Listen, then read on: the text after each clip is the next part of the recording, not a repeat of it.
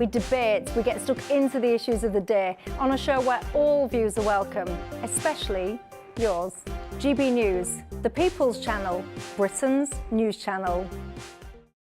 In the GB Newsroom, we bring you the news as it happens. With our team of dedicated journalists across the UK, we're ready to give you accurate reporting every day. When the news breaks, we'll be there with bulletins on GB News, the People's Channel, Britain's news channel. Your weekend starts here with Friday Night Live with me, Mark Dolan, 8 till 9 on GB News. Big stories, big guests and big laughs as we get you ready for a cracking weekend. That's Friday Night Live with Mark Dolan. Fridays 8 till 9 on GB News. Bring your own drinks. The admission's free. GB News, unlike other broadcasters, isn't obsessed with the London-Westminster bubble. We think there's a nation beyond the M25, and that's why we talk about the issues that matter across the land. Join me on State of the Nation, 8 to 9 o'clock, Monday to Thursday, on GB News. Daisy's listening, and you should too. Tired of the usual focus-tested, pre-prepared Westminster runaround? Well, so am I. So you want higher taxes? Is your department to blame for this? Are you rethinking this policy? Every Sunday at 9:30, I'll be sitting down with those in power to get the truth about the issues affecting you. Let's be honest, we've known about the cost pressures of this project for years, not months. That's the Camilla Tominey Show, a politics show with personality. On GB News, the People's Channel, Britain's news channel.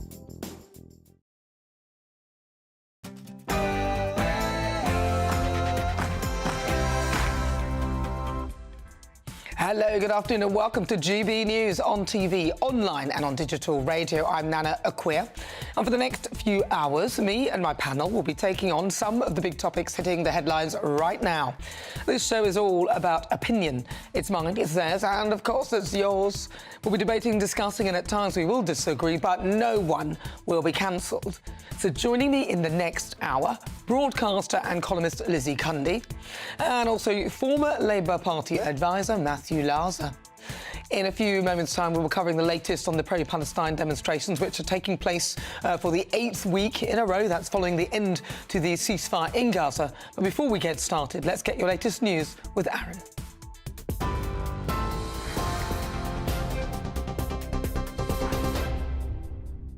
Very good afternoon to you. It is 3 o'clock. Aaron Armstrong here in the GB Newsroom.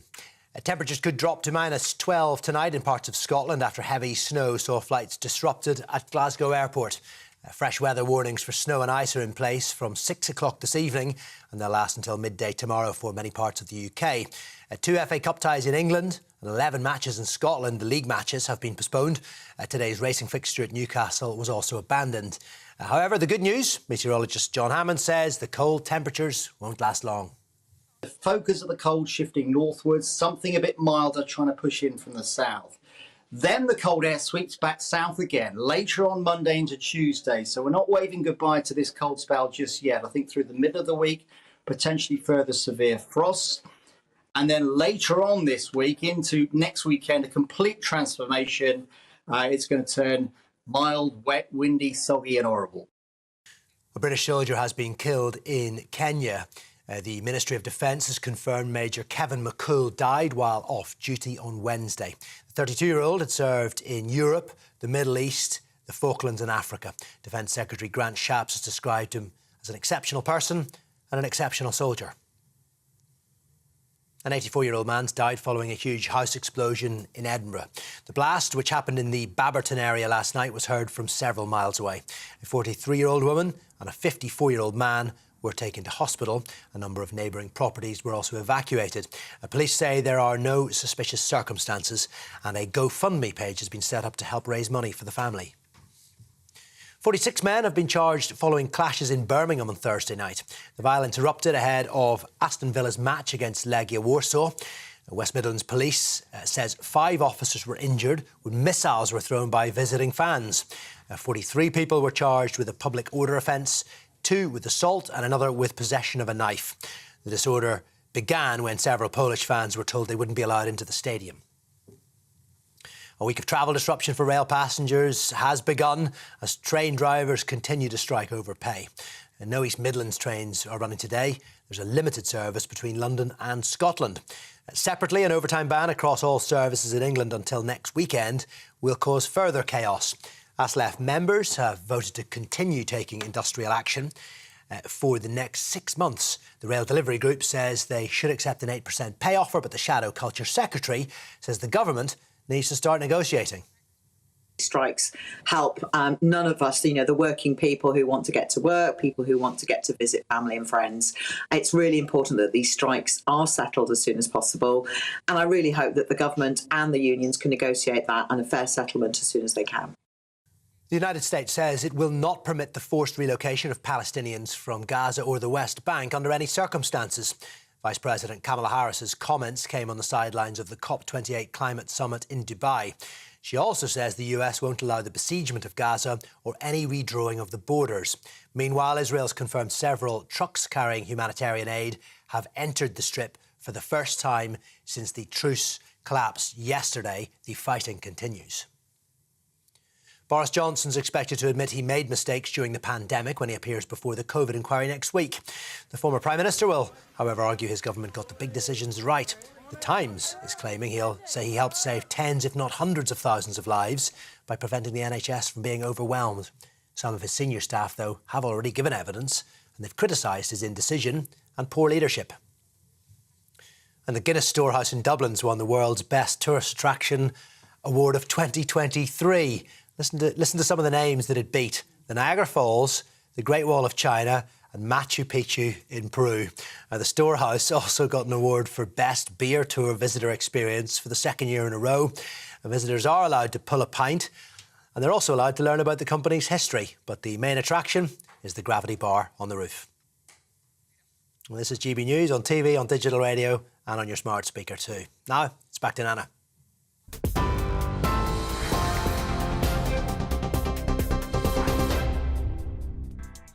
Thank you, Aaron. It's fast approaching 6 minutes after 3 o'clock. This is GB News. We are the People's Channel.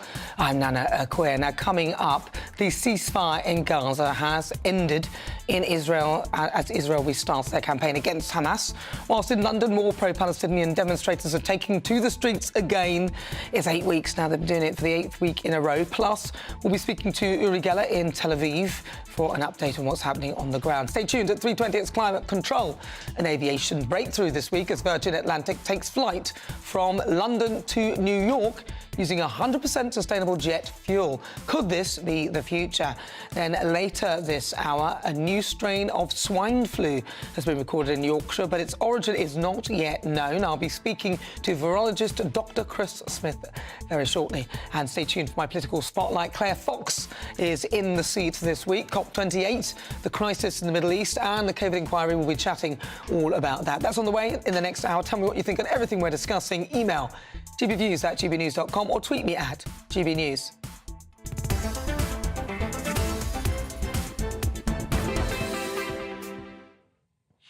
But first, Israel's renewed bombardment of Gaza is continuing for a second day after a 7th temporary ceasefire expired. Now, both sides now blame each other for the violence restarting. Here, pro-Palestinian demonstrators are taking to the streets for the 8th week. That's in a row. They're calling for a permanent ceasefire in the conflict. I can now speak to GB News political correspondent Olivia Utley. Olivia, you're there at the pro-Palestinian rally. It seems quite quiet where you are. Has it been busy?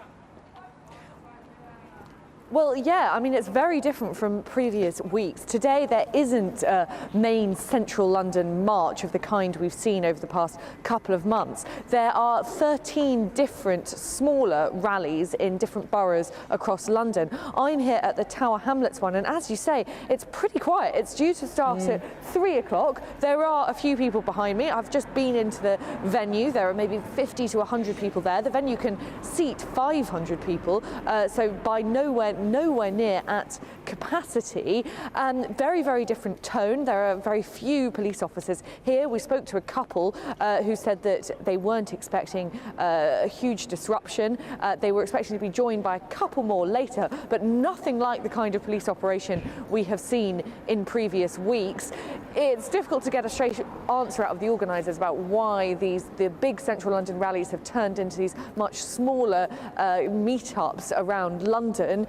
It could be because there is a bit of fatigue setting in among pro-Palestinian marchers who've now been out on the streets for 8 weeks running. We haven't got, this is me reading between the lines, we haven't got a straight answer out of them. Could be that the cold is turning a few more people away. One way or the other, it must be quite a relief for the Met Police, who've been putting a lot of money and a lot of resources into policing these marches in the centre of London. Something like this is much easier to manage. And obviously, because it's a sort of more indoors occasion now, are we getting the usual sort of from the river to the sea sort of thing, and the thing that we've become accustomed to hearing, or are we hearing more of them calling for even Hamas to surrender? Well, at the moment, it's actually just very, very quiet.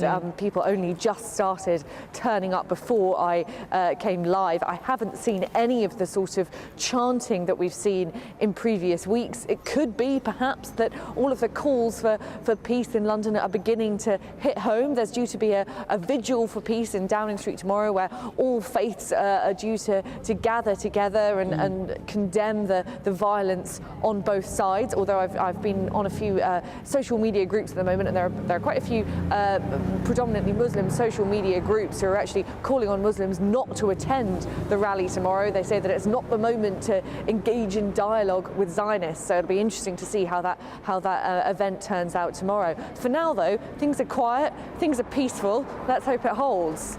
Well, yeah, let's hope so. Olivia Utley, thank you very much. Good to talk to you. Stay warm. There's no such thing as cold, it's just bad clothing. That's what they say. You look good. Thank you. Right, let's cross live to Tel Aviv and get some analysis from Mr. Fire Uri Geller. He's there with me now. Uri, thank you so much for joining me again. Uri, you look like you're about to be run over by a little orange beetle behind you. It's a great shot. But how is everything? Believe it or not, let me explain. The beetle is my first car that I bought in 1963. So I can switch on the lamps. There you go. Is it real? It looks like it's a picture, but it's not a picture. It's actually real. Oh, it's a real car. Yeah, I salvaged it. I found it, refurbished it, and there it is in my museum. But look, and Nana, going back to Israel, the situation, we're backfighting, unfortunately. But I want your viewers to understand clearly what caused this. Both sides are saying something different. But we had a ceasefire with Hamas. But it was Hamas, not Israel, which broke it. Hamas fired rockets at Israel during the ceasefire and also failed to give Israel a list of hostages it was meant to release. So Israel is not going to sit on its hands while it's being attacked with rockets and while the hostages are still being held.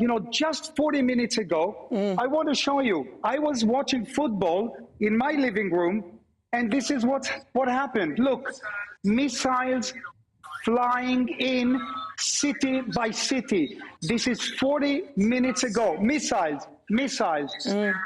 We simply can't live like that. Now, so far, as a result of the pressure Israel has put on Hamas, 110 hostages have been released. So the war is getting results, but there are still 137 hostages still held by Hamas. Now, if Hamas wants to end the war, all it needs to do is release the hostages. Yeah, that's the thing. We've just lost Uri. Hopefully we'll be able to bring him back. But he makes a good point, doesn't he, that they did start it, they were in a ceasefire, and I know from conversations with Uri that actually there were rockets coming from Gaza well before October the 7th, and that's one of the reasons why they have the Iron Dome. And also I think it's important to remember that if Israel did not have the Iron Dome, then it would look somewhat like Gaza. So that is something that I think people don't really sort of keep reminding themselves of. I want to go back live to Olivia now, because hopefully things are... It'll be interesting to see what the word is on the street with regard to the pro-Palestinian marches, and whether, Olivia, it looks like it's getting slightly busier. I just wondered, in terms of these marches, because you mentioned the one tomorrow, and you said that there were things on forums saying that Muslims shouldn't go to that. Now, tomorrow's march, can you tell us a bit more about tomorrow's march? Well, it's a vigil in Downing Street, organised by representatives from all different faiths who say that it's time for everyone to come together and to call for peace. It's seemingly a pretty uncontroversial march. Jemima Goldsmith has written about it in The Independent. She was married to Imran Khan, the former Prime Minister of Pakistan. He's a Muslim. She's got Jewish heritage, and she says that she has been the victim of both Islamophobia and anti-Semitism. So she is calling for this march, this gathering for peace. It'll be really interesting to see what happens tomorrow. Will it have the sort of attendance that some of these pro-Palestinian rallies have had, or will it be that people from particular faiths choose to stay away? It remains to be seen. There is, as you say here, a bit more of a crowd gathering. They're waiting to hear from Jeremy Corbyn, who is due to speak a little bit later on. We've been trying to catch him, but we suspect that he might have gone through the back entrance instead. Interesting stuff. Olivia, thank you very much. Good to catch up with Olivia Utley there at a march. Let's get back to Uri, who's live in Tel Aviv. Hopefully we've got him back. Uri, let's see if you're there. Great. Oh, we've lost him again. I think we're going to have to leave Uri. That's such a shame, because we always like to catch up with Uri. Listen, if we do get him back briefly, we'll try and bring him back to you. Otherwise, stay tuned. So much more here on GB News. You're with me, I'm Nana Akua. This is GB News. It's fast approaching 15 minutes after 3 o'clock. We're live on TV, online and on digital radio. Still to come, Baroness Claire Fox is in the political hot seat this week. She's going to be talking to us about COP28, the COVID inquiry, which seems to be dragging on and on. Boris will be speaking, I think, on Tuesday, actually, and we'll find out what he has to say. Apparently, he's going to be apologising. But first, let's get an update with your latest weather. Hello, welcome to your latest GB News weather. I'm Ellie Glazier. After a very cold couple of days for most of us, it looks like something a little bit milder is on the way in the south of the UK through the weekend. This area of low pressure out to the southwest gradually moves towards us, but for the here and now, low pressure in charge, bringing various frontal systems to the west of the UK and bringing some showers as well. Those showers will push in from the west, perhaps turning wintry over the hills of Wales and parts of northwest England as well. But for parts of Scotland, Northern Ireland and the southeast, generally staying dry with some clear skies overnight and could lead to some mist and freezing fog. Under those clear skies, turning very cold, we could see -8 or -10 across parts of Scotland, but perhaps just a touch milder across the southwest compared to recent nights. As we start on Sunday, those showers could bring some icy stretches to many, particularly across the central swathe of the UK. But those showers across the southwest continue to push their way north and eastwards as we go through into Sunday afternoon, perhaps turning heavy at times and wintry over the hills across parts of Wales and northern England. Parts of Scotland, though, generally staying drier, but definitely feeling cold. Some parts perhaps staying below freezing through Sunday afternoon. However, still milder again across the southwest. Into Monday, further rain pushes its way south and eastwards as we go into Monday afternoon. Again, there could be some wintry elements across parts of Wales and northern England, but staying drier still across parts of Scotland and Northern Ireland. That rain continues to clear its way through Monday, leaving a drier but colder day on Tuesday and Wednesday. Right, well, that's your weather. Let's cross live again. Let's get hold of Uri again. He's a mystifier. He's there in Israel. Uri, so your final thoughts before we go to a break. Uri. Okay, well, I was saying that the people who were abducted were innocent people. They were not, they are civilians, and there are two babies still there. There's a baby. I mean, Nana, honestly, if a baby would have been kidnapped in the UK, a 9-month-old baby, I mean, you would have 1 million people outside in the streets protesting, and you will send the SAS to get them out. This is actually shocking. Babies are being held as hostages. These are my last words. Uri, listen, it's so sad. I mean, people might argue there's a lot of people dying in Gaza as well, but as you said, Hamas needs to release the hostages and this would all stop. Uri Geller, always good to talk to you. Thank you so much. You take care. Thank you. Next week. That's Uri Geller. He's live in Tel Aviv. You're with me. I'm Nana Akua. We're live on TV, online and on digital radio. Coming up, the first case of the new variant of swine flu is confirmed in the UK. But next is the future of aviation, sustainable fuel. We'll be looking at that next in Climate Control. Don't go anywhere.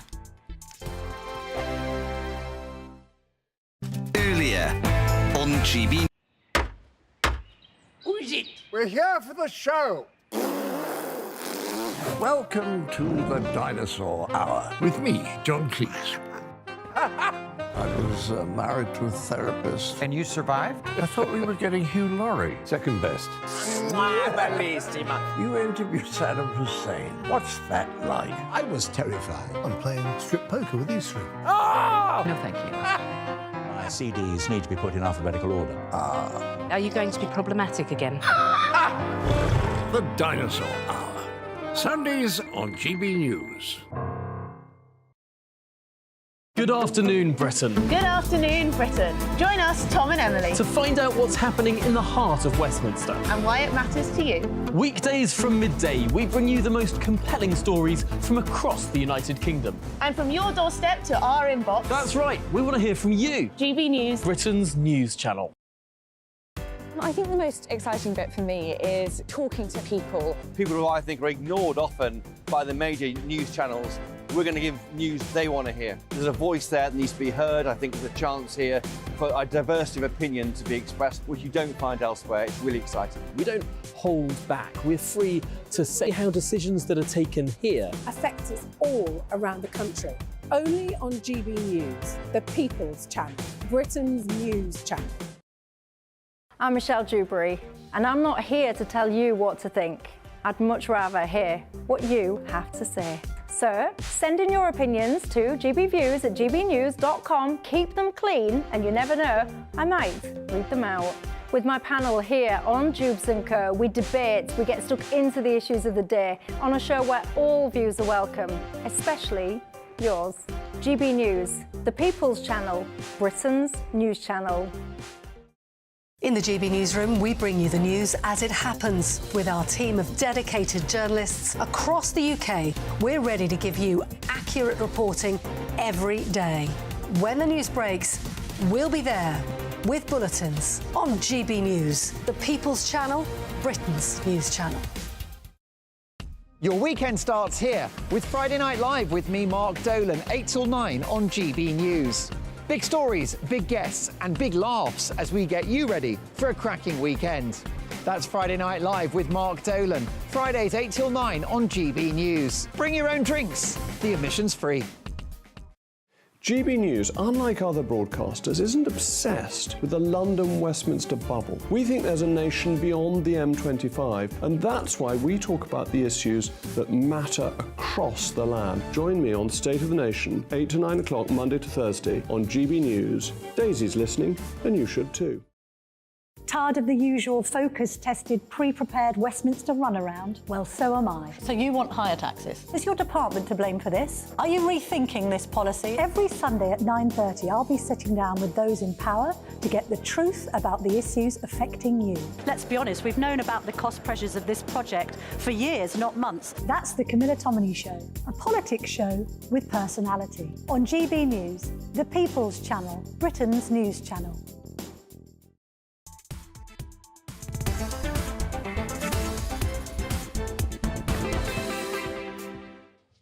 Good afternoon. If you just tuned in, where have you been? Sorry, you've only missed 21 minutes, it's fine. This is GB News. We are the People's Channel. I'm Nana Akua.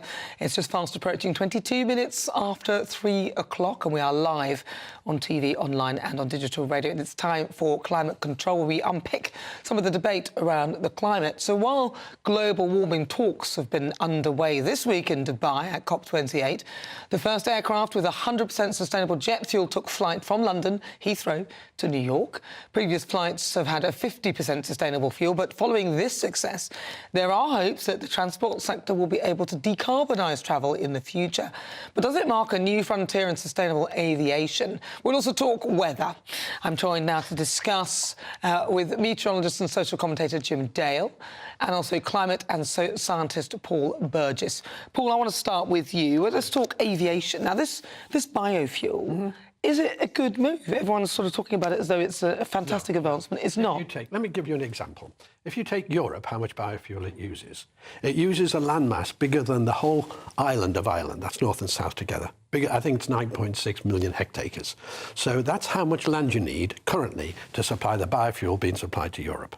That land, if it was just left as vegetation, would actually have twice the CO2 reduction of the biofuels. Oh, I get it. So that's number one. Number two, that land, if it was made into crops, used, would feed 120 million people. And in actual fact, the Oxfam climate, I think Julie somebody, the Oxfam person, said it's a crime to use biofuel. But they're using chip fat, though, so he was using chip fat and stuff like that, oil, so vegetable oil, waste product. Nothing wrong in reusing waste. That's just natural conservation and housekeeping. Nothing wrong, totally support that. But you can't use that for aeroplanes. So what you'd end up with is this. You'd end up with a transatlantic flight, in my research, around about $500 or £500 more per flight, per ticket.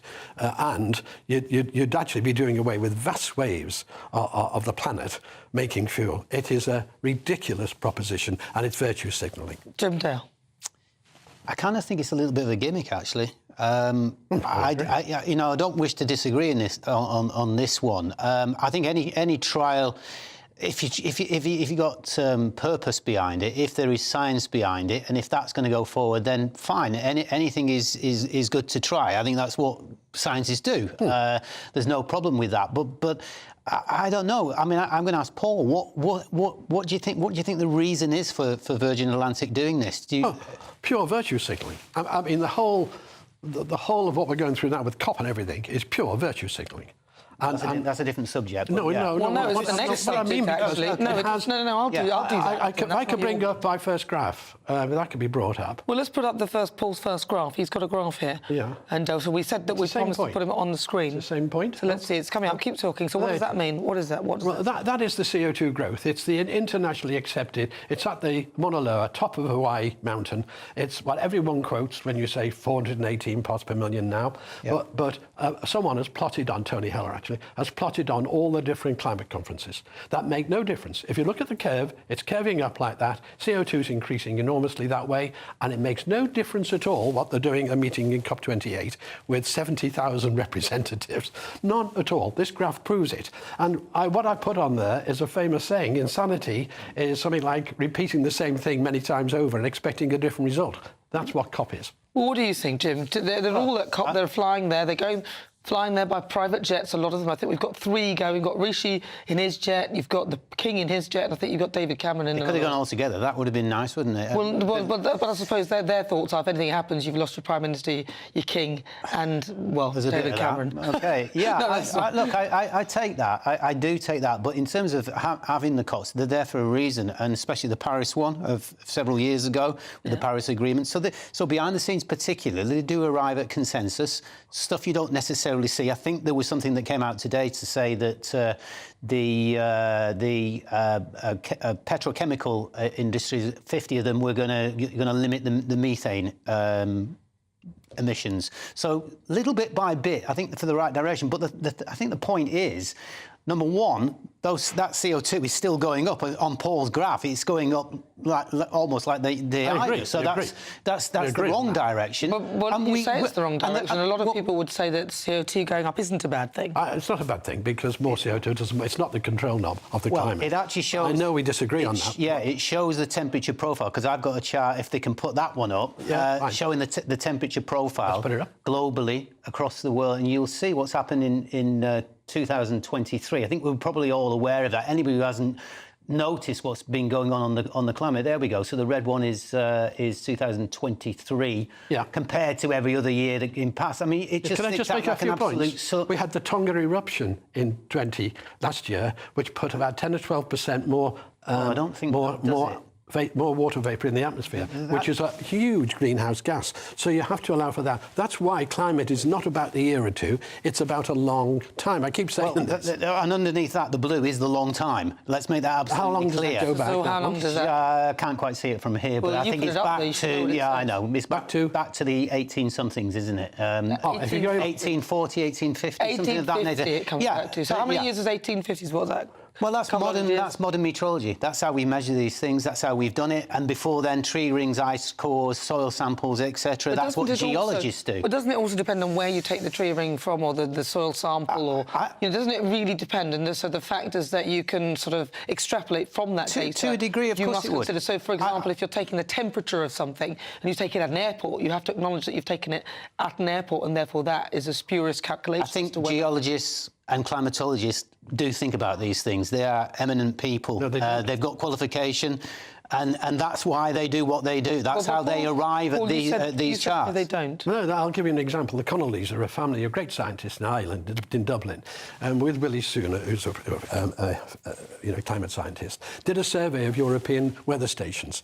Of all the hundreds they surveyed, and a lot of the station gets hidden by people, all they could get hold of, 75% of them had entered an urban heat island. In other words, the station was there day one in a field, and then the town grew and grew. And we've got ridiculous situations in America where you end up with a temperature station surrounded by cars in a car park that years ago was in a field. So the urban heat island effect is what we're measuring. You might as well start measuring temperatures by putting a 2-bar electric fire in your lounge and measuring it. It doesn't work like that, Paul. It does work. I was in charge of climate stations for Wales. As a meteorologist, I see where these things are located. You can't call Aberporth or Aviemore, for example, very, very rural stations. You can't say that they are in the same block as, say, Heathrow Airport. And all of that is taken into consideration. Well, you agree on that, though, don't you, though? He's saying what you're saying. That's right.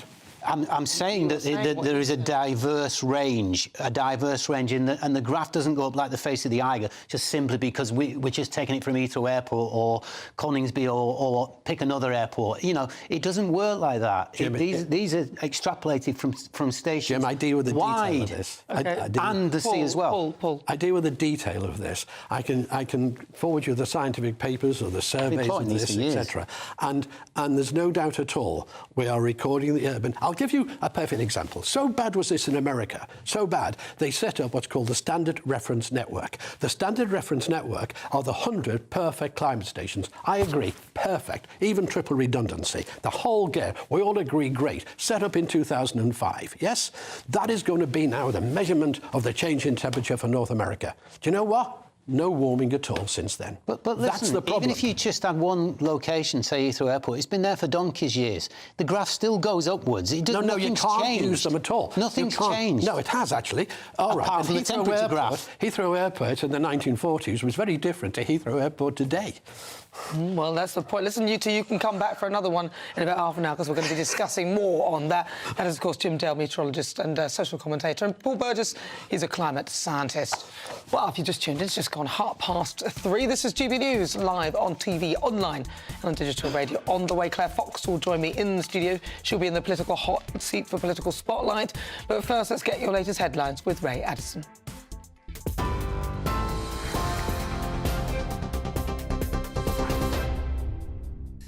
Thanks, Nana. Good afternoon. It's 3:30, our top stories. Flights have been delayed and sporting events postponed amid freezing conditions across the country.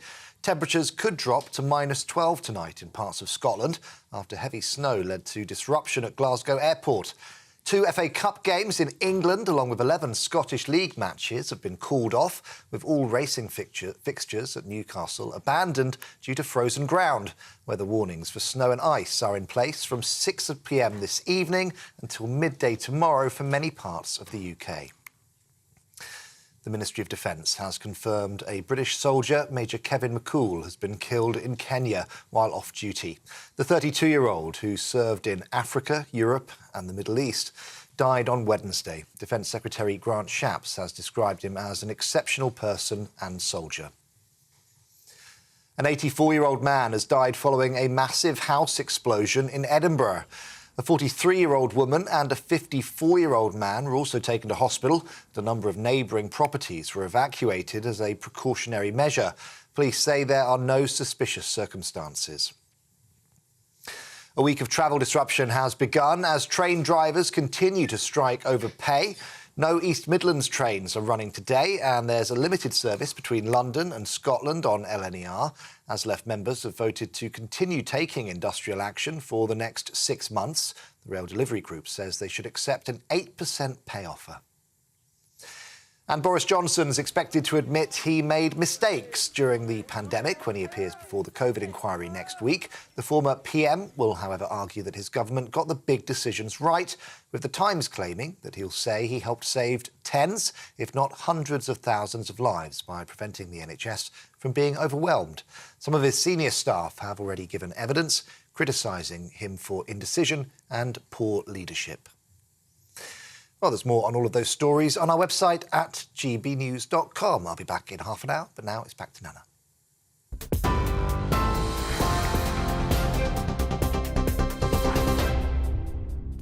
Thank you, Ray. Coming up, it's this week's Political Spotlight with Baroness Claire Fox. But next up, swine flu has been confirmed in North Yorkshire. I'll be joined by Dr. Chris Smith. Don't go anywhere.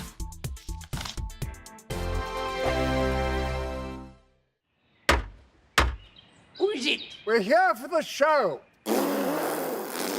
Welcome to the Dinosaur Hour with me, John Cleese. I was married to a therapist. And you survived? I thought we were getting Hugh Laurie. Second best. You interviewed Saddam Hussein. What's that like? I was terrified. I'm playing strip poker with these three. No, thank you. My CDs need to be put in alphabetical order. Are you going to be problematic again? The Dinosaur Hour. Sundays on GB News.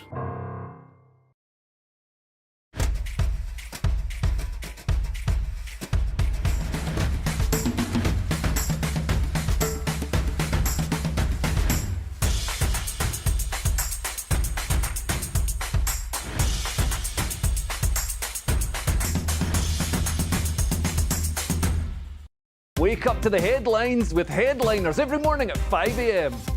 We treat you to the day's biggest stories before anyone else, 7 days a week. You can catch up on everything you need to know before you've even had your kippers.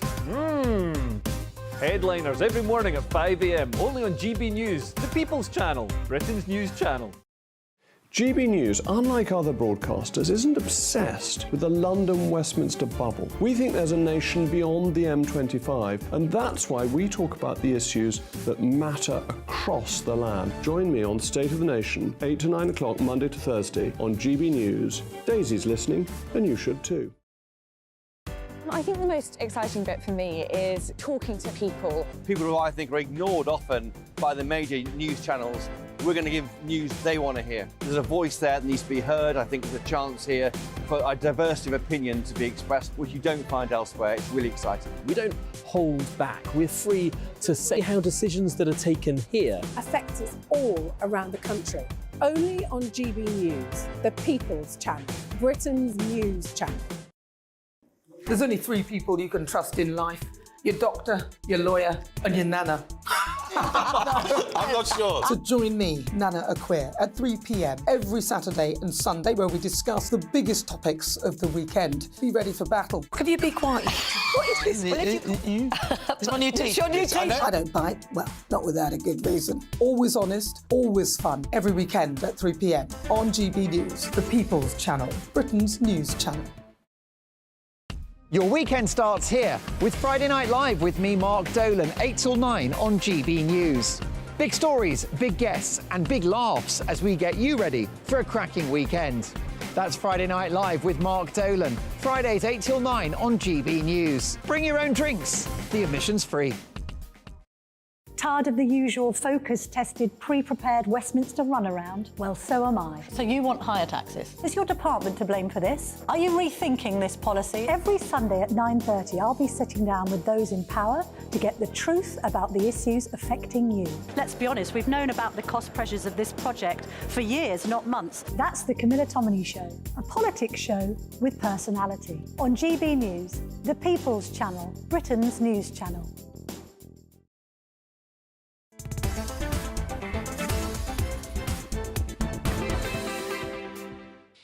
Welcome back. You're with me. I'm Nana Akua. We are live on TV, online and digital radio. This is GB News. We are the People's Channel.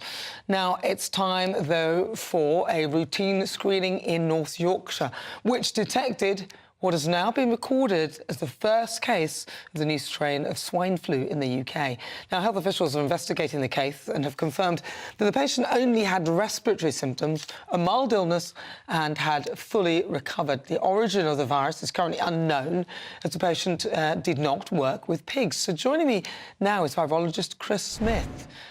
Chris, he is also known as the Naked Scientist. I'm sure he'll be fully clothed. Chris, nice to see you, Chris.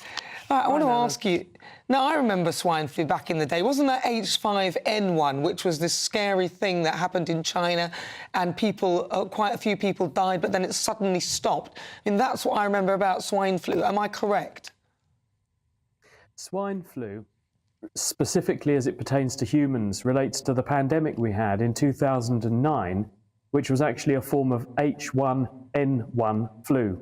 And what this combination of letters and numbers mean, the H and the N, they refer to markers which are on the surface of the flu virus particle, and we can use them as a convenient way to put the virus into different categories, and different animals which have different forms of flu that they usually catch have those particular markers associated with their flu. So we can use it as a convenient way to say what sort of flu it is. And the normal flus that us humans have are H1N1 and also H3N2. Now, this particular strain of flu that's been picked up in this person in Yorkshire is different. It's H1N2, and when scientists read the genetic code of that flu virus, it's clearly a pig virus. It matches very closely to viruses that's circulating in pigs at the moment. What makes it stand out as unusual is that it's not normally ever found in humans and hasn't been seen in our country doing this for about 5 decades. And there's only been about 50 cases around the world since about 2005 of this happening. But it's a pig virus that has jumped the species barrier and got into a human. And why this is a worry is that it could spark a pandemic, but we don't think the risk is very high of that happening, because if it had, we would be seeing many more cases like this, and that's why they're looking, but the evidence is it hasn't happened. But the pandemic, so the last swine flu pandemic or epidemic, or, I mean, it was a pandemic, didn't that end quite quickly? So it was quite scary, quite a few people died. I mean, how bad was it? Because I remember people were dying of it. Am I correct? Yes, flu pandemics occur roughly once every 30 years. And what happens with a flu pandemic is that one of those animal forms of flu, which I mentioned, jumps the species barrier and gets into humans.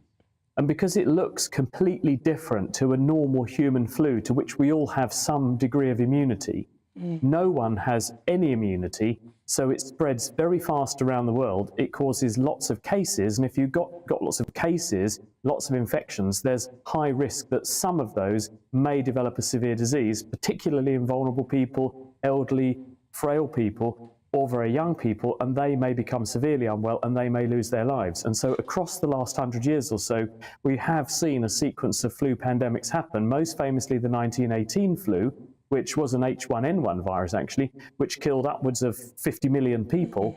We then saw history repeat itself in the 1950s, in the 1960s, and then in 2009 with H1N1 swine flu, but the mortality rate of the H1N1 swine flu about 10 years ago was about 250,000 people all around the world. And you're right, it did get a foot put on it. It got stamped out very quickly. Thank goodness. Yeah, thank goodness, because you said the mortality rate, wasn't it something like, if it were percentage terms, what would it be? Would it be about, was it like 40% or something? No. If it had been 40%, we would have seen extremely high levels of mortality. Yeah. It would have been fractions of 1% or something like that. But obviously, it matters who it infects, because if it infects a really healthy person, the mortality rate will be very, very low. If it infects someone who's already got health problems, even the common cold can carry off someone who's already infirm. So it really matters who it infects. And that's why we can't just be complacent and say, this seems like a trivial illness, because it's trivial for one person, but not necessarily for another. I think a lot of people are having a bit of a hangover from COVID on that one. So I think that's why people are going, oh, God, not another one. Dr. Chris Smith, thank you so much for clearing that one up for me. It's good to talk to you. That is, of course, Dr. Chris Smith. Don't forget, you can check out his podcast, The Naked Scientist, and find out all the stuff he talks. He's a very intelligent man. Right, it's just coming up to 42 minutes after 3 o'clock. This is GB News. Don't forget as well, you can stream the show live on YouTube and also download the free GB News app, and just keep us with you wherever you go. But it's time now for this week's Political Spotlight, and I have somebody here who will shine a light on a lot of things going on in the political arena. Now, she sits in the upper house of Parliament, but has told GB News that having a non-elected second chamber is bonkers. She joined the Revolutionary Communist Party whilst at university and is a former Brexit Party MEP. She founded the Academy of Ideas, which aims to create a public space where ideas can be contested without constraint. Well, guess who she is? Of course, I'm pleased to say, joining me this week is Life Peer Baroness Claire Fox. Claire, thank you very much for joining me. It's very good to be on your show. It's the first time on this show, so that's great. Good to see you. So, Claire, talk to me about you and your political career. How did it all happen, and has your reality exceeded your dreams as to where you might be in politics? I don't know that I ever dreamt or wanted to be where I am, but I think that it's interesting because I've always been on the left of politics, and I feel as though I didn't stop being on the left, but the world changed around me. And so, you know, people always say, oh, aren't you on the right, whatever. I don't think those labels help very much. But just to say on the more recent history, I think that the Academy of Ideas, which works particularly with young people, it's trying to create a space for open debate, discussion, a bit, you know, GB News but offline, and we did it before. But, you know, I'm glad to see GB News is part of that tradition of opening up discussion and debate. And we've always tried to do that, working with school pupils, students, put on a big festival every year called the Battle of Ideas Festival, which GB News actually puts a live show of Andrew Doyle's Free Speech Nation on. Great to have GB News involved. All of that happens. But I had no aspirations whatsoever to be a politician. And then Brexit happened. And I mean, the other thing was that in a way I kind of did lots of Radio 4 programmes, a bit of a BBC lovey, a bit of a kind of liberal lefty, a bit of a thorn in the side, but, you know, argumentative, not going along with the dogmas as the left became more and more intolerant and censorious. Always prepared to speak my mind, but nonetheless in that camp. Brexit came along and it all changed. And I do remember when at some debate that I was on, I was actually speaking, and some major philosopher, and lots of right-on people in the audience, and he sort of said, does anyone know anyone who's going to vote Leave? And when I said me, they all laughed. They thought I was joking. But I became a politician because that attitude carried on even after we won the vote in 2016, as you know, and by the time we got to the fact that I thought that the vote was going to be overturned and it felt like Civil War Britain. I mean, it really did feel like that. I, you know, did something I never thought I'd do, which is I stood for the Brexit Party. Nigel Farage and I had nothing in common. We didn't know each other. Politically, it didn't seem likely. But I felt as though there was lots of red wall voters, lots of Labour voters, lots of ordinary people who needed to find a voice. And so I said, do you want me to stand as an MEP? And I got elected. Not because of me, but because the Brexit Party romped home. And as a consequence of that, no doubt, that's one of the reasons why I'm in the House of Lords. But I never wanted to do any of this. I was, like, happy doing my thing.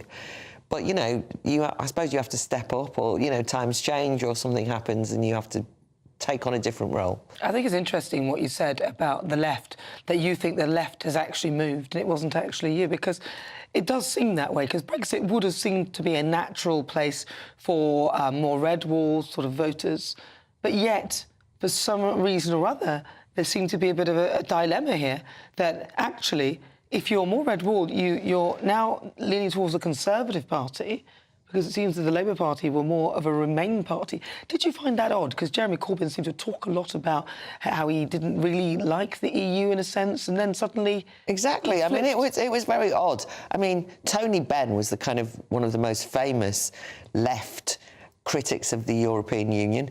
There were still, you know, there's all sorts of people like the RMT, the rail union, they came out as Leave. Lots of people were actually Leave, but something weird happened when we were asked to vote, which was all these lefties I knew quite sceptical about the EU, and that includes, as it happens, it includes Jeremy Corbyn, who was completely hostile to the EU. I remember. They lost their courage, and they thought, oh God, maybe people will think we're like Nigel Farage, and maybe people will think we're on the right. So they kind of went quiet. I mean, obviously the Conservative Party were the main Remain party. I mean, they campaigned for Remain in that referendum. They campaigned to overthrow that referendum. And it was only when Boris Johnson came along, or the sort of ERG types, that the Conservatives are associated with Leave. But actually, interestingly enough, everybody was against Brexit. And I think it really was... people said to me, people might think that you're right-wing, or people might think you're a racist. And it's a kind of an act of intimidation, you know. If you go along with this, people will think you don't like immigrants. And I said, no, I just believe in controlling our borders. I believe in sovereignty. You know, all the usual things that I said. And that became associated with the right. It reminds me, by the way, of issues like free speech. I've been involved in free speech issues since I was, you know, a student, you know, since school. it was associated with the left. I mean, it was kind of like the censors were all these kind of conservatives saying, oh, you can't, don't let them see that, you know, that kind of approach. So I couldn't understand how free speech became, now if you say I'm a free speecher, they'll say, you only want free speech so you can spout hate. You must be an alt-right culture warrior funded by, you know, American Republicans. It's like, what are you talking about? In other words, the left have abandoned a lot of these things. And I haven't, so I'm a bit old-fashioned like that. Yeah. But as I said, I don't know that the left-right thing helps us anymore. A lot of young people I know assume that they must be on the right because the left is so grim and awful. And we also know that the left has become associated with, at the moment, when you look at what's happening around Israel, turning a blind eye to anti-Semitism. So much for our anti-racism, right? It's worrying, isn't it, if you look at the situation? Because it would have seemed that institutions which are more on the left, so like universities, and were very pro-Palestinian, which is... Absolutely, yeah. Which is fair enough, you can choose, but it just seemed to be a natural place that you needed to be if you were at a university. My daughter told me that at school you could never say that you supported Israel's right to defend itself in a way, because that would not be something you could say. You wouldn't dare say that. Well, I'd say that you're a bigot. That's the worst thing, you know. And I think if you're 17, 18, in your 20s, and somebody says to you, are you on the side of the bigots and the racists, or are you on the side of the nice people? I mean, what are you going to do? You're hardly going to go, I'm on a bigot side, unless you are a bigot, right? So it's not a very sophisticated conversation, but I think what we have to establish is that, you know, things like decolonise the curriculum and decolonise the university and the school and all of these things is very different to the anti-colonialism of the past, which maybe somebody like me was involved in. You know, I supported many countries being independent, having national self-determination, as millions of people did. That was a kind of left-leaning thing. You'd say, well, we've had the empire, India wants to be free, let them, right? What are you going to do? You were opposed to that, and therefore you were associated with an anti-imperialism. But they've taken the positive, progressive part of that and lumped it in with this decolonising issue, in which they basically divide the world very simplistically into evil colonisers and settler states, Israel being the epitome of it, versus everyone is a victim and the Palestinians have become the international victims. And the danger here is that you patronise the Palestinians by lumping them all together. They're kind of hapless. Anything they do can't do wrong. And the danger, of course, with saying that the only Jewish state is the epitome of all evil is that you can give a green light to anti-Semitism without anyone thinking about it. And that's exactly what the left have done, I'm afraid. It's a disgrace, it's shameful, and it's dangerous. There's something about it that's rotten and ugly. Because, as you say, if you wanted to even ask a question, you know, I'm an old hack, I can get away with pushing things and probing things. But if you're 18, 19 and you wanted to say, well, hasn't Israel got the right to... And they just shut you down. Then actually what you do is you retreat, don't you? You're bound to. I mean, it takes a bit of courage. And if then the adults in the room have actually abandoned you and not given you a lead, the thing that I found really weird on that anti-Semitism march against anti-Semitism last week was the number of people who are coming up to me and saying, thank you for being here. And what was hot, I mean, they didn't need to thank me. God, it was the least I could do.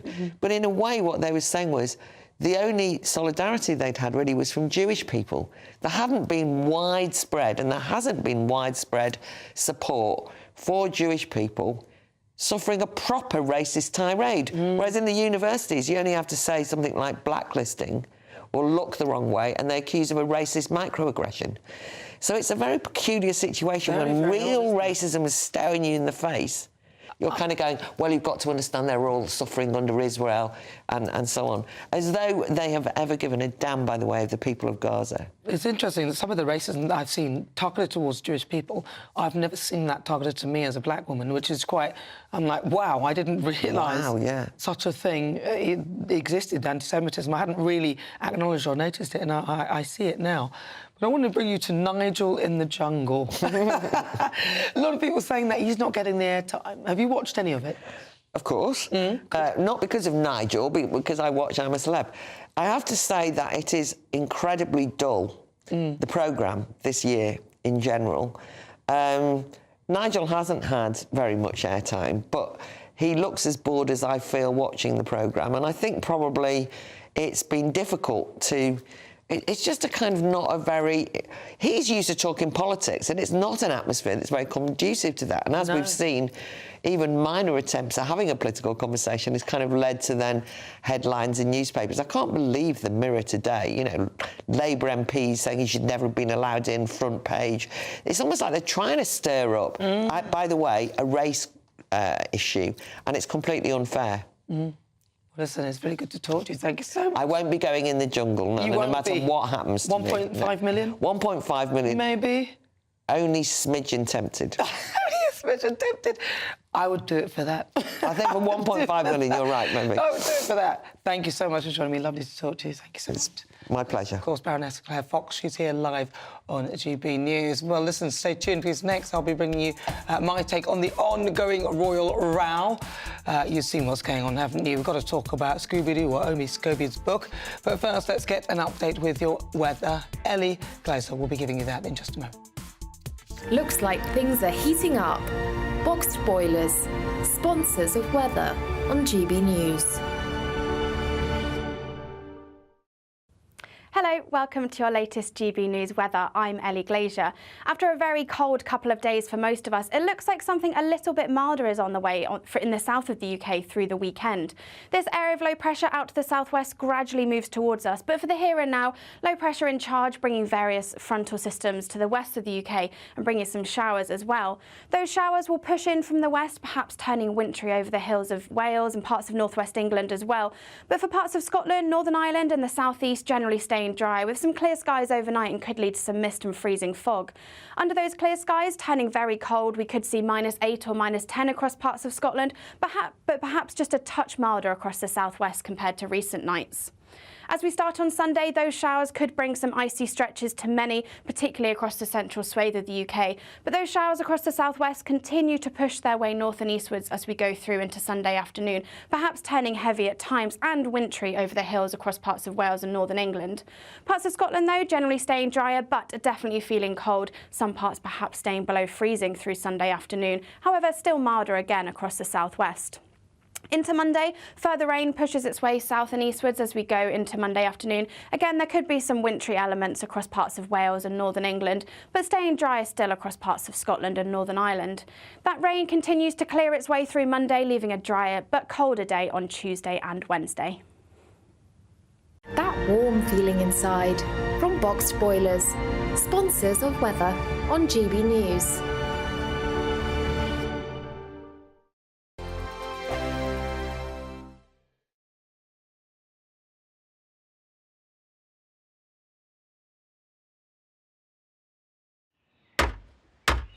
Who is it? We're here for the show. Welcome to the Dinosaur Hour with me, John Cleese. I was married to a therapist. And you survived? I thought we were getting Hugh Laurie. Second best.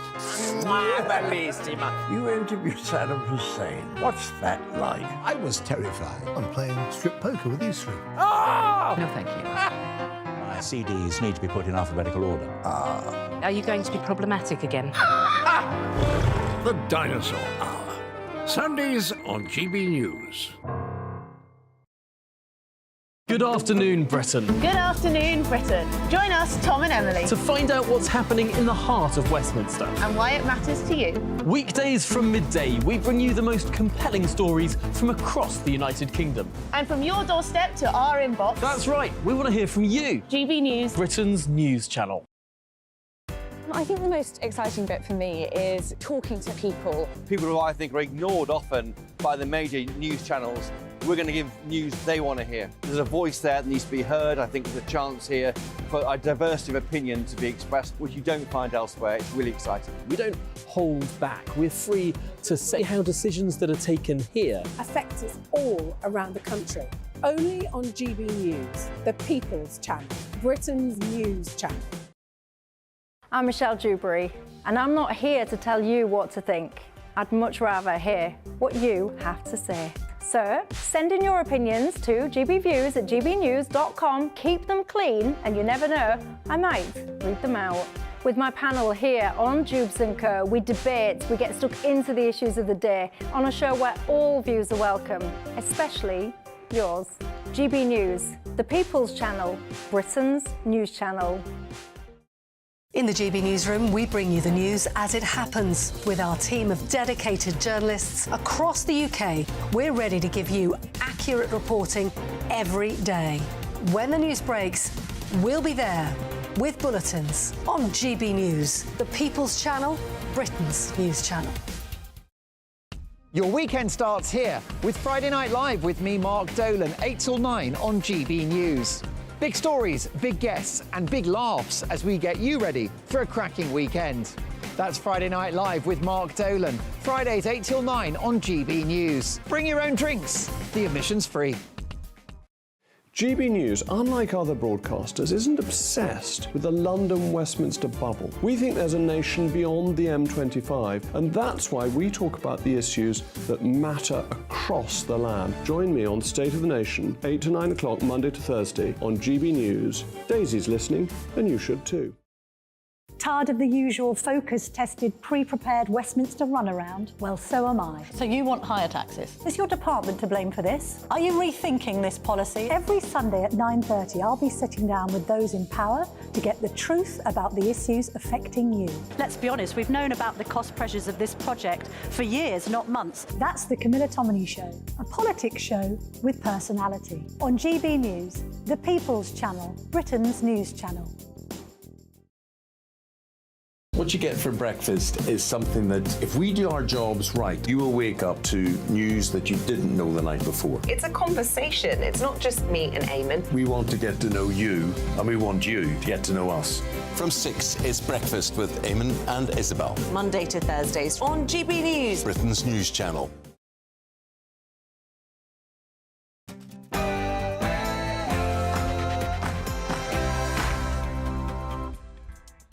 Hello, so it's coming up to 4 o'clock. This is GB News on TV, online and on digital radio. I'm Nana Akua.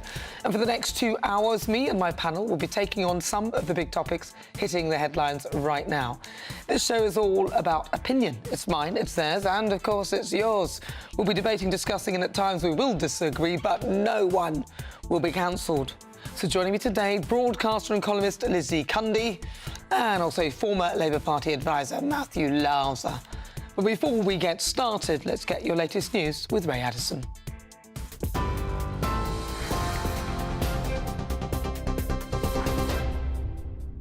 Cheers, Nana. Good afternoon. It's 4 o'clock. Our top stories this hour. We start with some breaking news, a tsunami warning.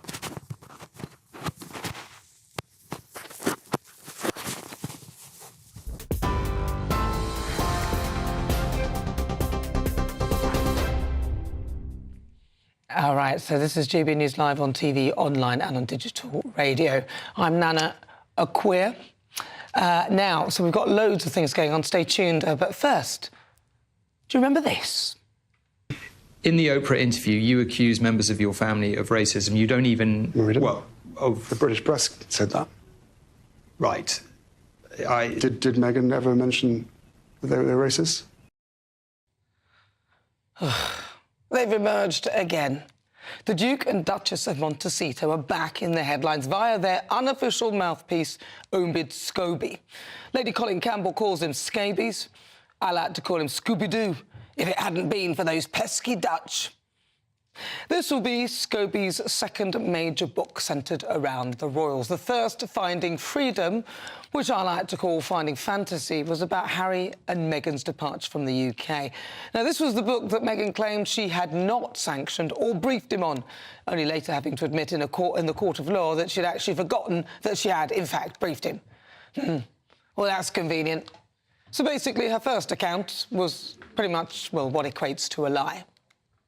Now, Omid's new book, Endgame, which I suspect is a premonition for what is to become of his career and, of course, his finances, because somehow, according to his book, there were not one but 2 royal racists, which are named in the Dutch translation, which was released in the Netherlands this week.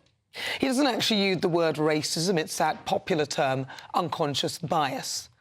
The racism row, of course, all centres around Meghan's comments on the Oprah interview, which the Sussexes did to mark the start of their worldwide privacy tour. According to the couple, there were concerns about how dark their unborn baby's skin would be and that the baby may not be given a title because of it. Well, up until now, the person who apparently made these comments had remained anonymous. The speculation as to who it might be meant that the royal family were initially branded as racists, and the Queen issued that famous statement saying that recollections may vary. Her last years, in fact, were clearly made very miserable. But Omid is now distancing himself from his Dutch translation of his own book, which names the so-called royal racists. And he's now insisting that he did not put their names into the manuscript and appears to be blaming it on the translator. Does that sound right to you? Have a listen to his defence. The Dutch publisher told us there was a translation error, and so you get on with the day and then it sort of unfolds from there. So I'm looking forward to finding out more about it, because the English version of the book, the only one I know, the version that I signed off on, that is the book that is out there today. That's the book that has no names in it. This is ridiculous. I mean, well, firstly, let's start with the main one. Wondering about the tone of an unborn baby's skin is akin to wondering what colour their hair or eyes might be. And it's all the more exciting when the couple are mixed. Now, my son, he's mixed, and I had a good old laugh because he's called Ivory, a name we decided on before he was born, and I can remember laughing with my friends and family saying, what if he comes out really dark? Ivory is a white colour. When Harry was gently confronted by his good old friend Tom Bradbury about the supposed racist, Harry claimed it was not racism but unconscious bias, and that the word racism was not actually used. Ability. In the Oprah interview, you accuse members of your family of racism. You don't even... Well, the British press said that. Right. Did Meghan ever mention that they were racist? She said there were troubling comments about there was concern about his skin colour. Right. Wouldn't you describe that as essentially racist? I wouldn't, not having lived within that family. Right. So again, going back to the difference between what my understanding is, because of my own experience, the difference between racism and unconscious bias, the two things are different. Yet they picked up an award for standing up to racism in the royal family. I'm confused.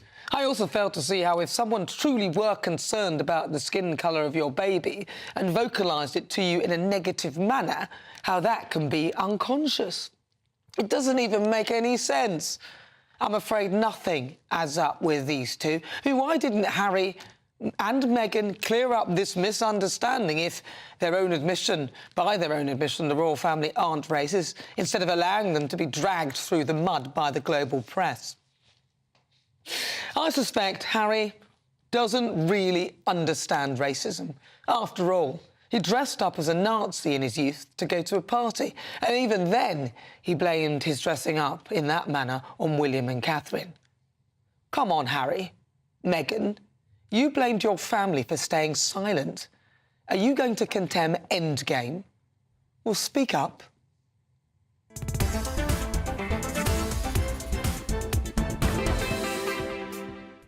But before we get stuck into the debate, here's what else is coming up today. For the Great British Debate this hour, I'm asking, should COP28 have been done online? With an estimated 70,000 people flying into Dubai, many on private jets, surely if COP was serious about the environment, they'd move it online. Then at 4:50, it's Royal Roundup time. Royal biographer Angela Levin will be here to give us the latest from behind the panelist walls. On the menu, Obid Scobie, or Scooby-Doo's latest book, Endgame, has caused plenty of controversy this week, especially over the royal naming row. And then at 5, it's this week's difficult conversation. Professor Eric Kaufman will be in the studio live. On the front line against woke in universities, Professor Kaufman will give his fascinating insight into what is actually going on in university campuses around the world. You won't want to miss that. That is coming up in the next hour. Tell me what you think on everything we're discussing. Email gbviews@gbnews.com or tweet me at gbnews.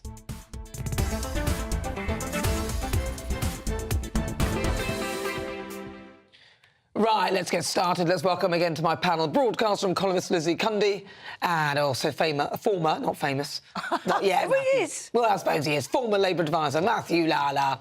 I can't help it. Well, can I just say, I feel a little bit famous because I'm just going to get this in at the beginning. I was with Gloria DiPiero of also GB News, my best friend, yesterday, and we met two absolutely wonderful ladies in Bradford who said they're super fans of the programme and particular fans of yours, Nana.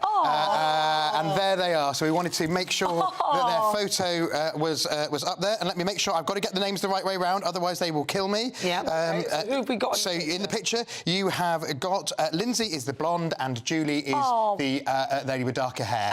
And they're super fans of the programme. And Lindsay lost her husband, Gordon, about 18 months ago, and GB News has helped keep her company. Now she's on her own. So Lindsay and Julie. Lindsay and Julie. Oh, that's blessed. Look at them. So I'm a tiny, not as famous as you, Nana, but occasionally it's nice to meet our lovely viewers. That's amazing. What a treat. Lindsay, Julie, hi, guys. We can't believe it. Somebody's remembered us. No. I tell you what, we're all over it. We're all over. I'm a celebrity as well. They keep mentioning GB News. They keep insulting. They try to insult us, but it's only giving us more profile. So what do you think, then? Meghan and Harry, this new book, Endgame. How can you have a book where suddenly the names of two people that you're naming appear in the book and you think that somebody else has put them in there? Left them in there? I don't understand. Lizzie? Well, Endgame, it's funny. On my way in, I saw it in the pound shop. I'm not joking. It was in the window, so good luck with that. Look, best place for it. It is the best. Look, let's not forget. Look at the track record of these two. She helped him with the previous book, Finding Freedom. She is behind this, I'm afraid. She really is. And don't forget on the Oprah Winfrey interview, which everyone was glued to, but it was a pack of lies, where she said there was an alleged racist, just one, by the way, and then we had Oprah go, what? What? I'm loving the Oprah impression. Let's not forget... Can I have one of those? If I go, what, like that, can I have a single? Because I'm going to do the Oprah. She went, what? I'm not going to do an Oprah impression for lots of reasons. But let's not forget, they're both actresses, right? They both are actresses, and... but she never used the word racism. No. That's what Harry keeps going on about. But that's gaslighting, when you describe something and then you claim it's not that when people identify it as it. What we're seeing, as usual, different versions of events, because Meghan said conversations and concerns. She heard it through Harry, so basically it's hearsay. And Harry, as we saw with ITV, backtracked quicker than he could, he was like, what? No, it wasn't me, Gov. Racist. I'm sorry. They are responsible for this mess. And either this is a cock-up or a publicity stunt, and they're trying to play... Obviously, I mean, Meghan is so jealous of Kate. She'll never be top dog. She's out for her. And I was there with Princess Catherine I'm not showing off, by the way, at the Royal Albert Hall on Thursday at the Royal Variety. Did she say she watches the show? She loves you, Nana. She absolutely adores you. Is she as big a fan as Lindsay and Julie? She is nearly as big a fan, yes. But there was a standing ovation. Everyone applauded. Say, God save the King. And you could see everyone's, support and strength were with her. And she looked glorious. Was that when she wore that blue thing with amazing, yes. I've tried to copy her slightly today. Oh, look at this. Yes. I hadn't caught Kate But I'm sorry, Meghan is jealous. She's always been jealous of Kate. Meghan's never going to be top dog. She knows this, and this is her way. I saw a mafia movie last night, and they always get other people to do the dirty work. Don't they? This is what's happening here. The last time she said she wasn't involved in the book, and then she had to admit in a court of law that she was, because there were emails that came out that proved that she had been. This one, if she is involved, she'd probably be a bit cleverer. Let's hope the emails were deleted before anyone gets to them. But she might say that, no, I'm not involved in this just because there's a precedent of me being involved in these things in the past. Yeah, I mean, they will maintain that, both of them, won't they, that they had nothing to do with it. I mean, I think it's ignited, actually. The one good thing it's done is it's ignited a kind of national conversation about, babies of mixed heritage and relationships of mixed heritage, which is, in fact, I think the largest growing ethnic group in Britain is the people of mixed heritage. Well, of course it would absolutely. And Nana, I think what we just need to do is listen to lived experience. That's a phrase that Meghan would like, isn't it? It's a woke phrase. And your lived experience just tells us all we need to know. That parents of mixed heritage babies do speculate about it. It's a perfectly reasonable thing to do. I mean, if I was the royal family, I probably wouldn't have said anything in front of Meghan, because she's super sensitive. That's the only thing I would say if they did. But this was apparently said to Harry. Yeah, she wasn't even in the room. So I suppose it's second-hand, isn't it? You see, my concern is this, and I wrote a piece about it in the Daily Mail, that my concern is this, that Harry doesn't really have that major grasp on what... He's a new... grasp on anything, I think. Well, yeah, but he's a new adopter to the notion of racism. So he may be going back to try and prove to his wife his credentials with... Absolutely. And I sort of suspect that whatever he heard, he doesn't fully get it. He's gone back to her. Maybe there wasn't even a conversation. Because he wouldn't have had to think about it before, because obviously, until he met Meghan, it wasn't an issue in his life. That's if that conversation actually happened. If it actually happened, and sadly, as I say, go from their track record, they've been found out to be liars. And so has Scooby-Doo, who actually said he was a totally different age to what he was. I thought I could fib about my age, but he took a whole, 15 years off or something. Did he? Yeah, he's had a lot of work done, hasn't he? I'm afraid he's not to be trusted. No. It's a real betrayal. And as I've said on this show before, I think Harry should be done for treason. I think it's disgusting what they're doing to the family. And there's King Charles,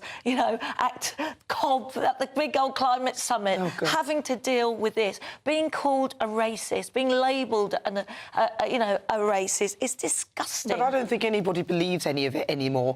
I think this is another... They've suddenly appeared and they're suddenly relevant again without them actually being present, which is... Or having done anything, done anything for charity or done anything for a good cause. They don't do anything at all, do they? They sit there and moan. But they do, they sit there and moan. But the problem is, though, what should happen now about this book? Because the fact that he's named people, if there's no evidence of that...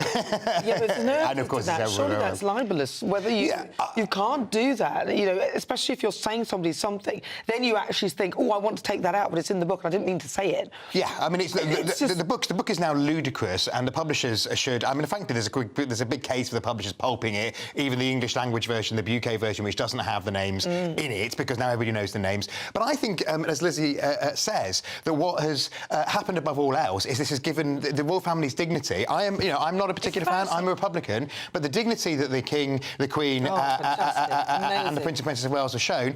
Every time Scobie writes anything, it makes them look absolutely sort of fantastic. So that's frankly the best outcome, to let it just die. They're trying to, write off the monarchy. I really do think so. But it's working against them. And you know what? I have done a book before. I know you have to go through so many legals to have everything correct. I've got to show the proof, the text, everything. I couldn't write anything in my book unless it was gone through legal. So you cannot tell me that some Dutch don't you think the worst thing is that just happened to accidentally write those names? The worst thing is him putting all the blame on the poor the translator in Dutch is awful. I'm very firmly, because the Dutch are they call a spade, said quite firmly, it was in there, I translated it off, Mr. Scobie. I tell you something that's very telling. The Sussexes' silence. Their silence is deafening. Yeah. Let me tell you, they're in trouble. Yeah. They're in trouble. My daughter goes, were you silenced? Or what was that phrase that Oprah went, was it silenced or were you silenced? I love it, I think Oprah's going to be regretting. We're going to have some more Oprah impressions throughout the show. But look at Oprah. Her credibility is down the toilet. I used to love Oprah. I wanted to be Oprah. You are Britain's answer to Oprah. She was my motivation for having my own TV show. I thought Oprah... We lived in the States for a short time. I saw the Oprah Winfrey show. I was fascinated by this woman. Yeah. I thought, I want to do what you're doing. Exactly. But now I've seen it, I think, well, I want to do what you're doing, but I want to do it better than you. Well, and with credibility, which is... but she's lost her credibility. She's such an inspiration to so many. Yes. And she knew the script that Meghan was going to say, don't do that. Oh, what? And she knew. What? And you know what? That was a lie, and it was to bring down the royal family. And you know what? This is all because Meghan is jealous of Kate. And I'm sorry, Meghan, you're never going to be Kate. And Kate, my God, you've seen her at the Royal Albert Hall. I was proud to be British, and she is incredible. Matthew, will you do a what? No. That's extra. You've done it for him. Only if Lizzie gives him some coaching, maybe in the second hour. Maybe in the second hour. In the break. Well, listen, what are your thoughts? Send me your thoughts. gbviews@gbnews.com or tweet me at GBNews. I'll read some of those after the break, because still to come, difficult conversations. On the front line against woke in universities, Professor Eric Kaufman will give us his fascinating insight into what is actually going on in university campuses around the world. Hello, welcome to your latest GB News weather. I'm Ellie Glazier. After a very cold couple of days for most of us, it looks like something a little bit milder is on the way in the south of the UK through the weekend. This area of low pressure out to the southwest gradually moves towards us, but for the here and now, low pressure in charge, bringing various frontal systems to the west of the UK and bringing some showers as well. Those showers will push in from the west, perhaps turning wintry over the hills of Wales and parts of northwest England as well. But for parts of Scotland, Northern Ireland and the southeast, generally staying dry with some clear skies overnight and could lead to some mist and freezing fog. Under those clear skies, turning very cold, we could see -8 or -10 across parts of Scotland, but perhaps just a touch milder across the southwest compared to recent nights.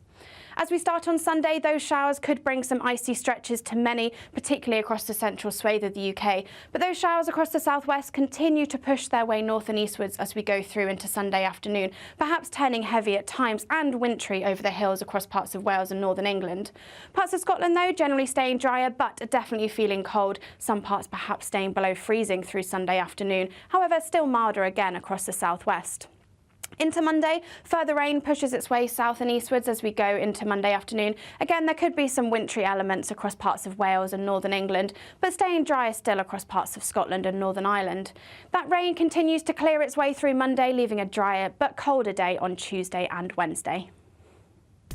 Oh, I quite like the cold weather, and only if you've got heating, though. Only if you've got heating.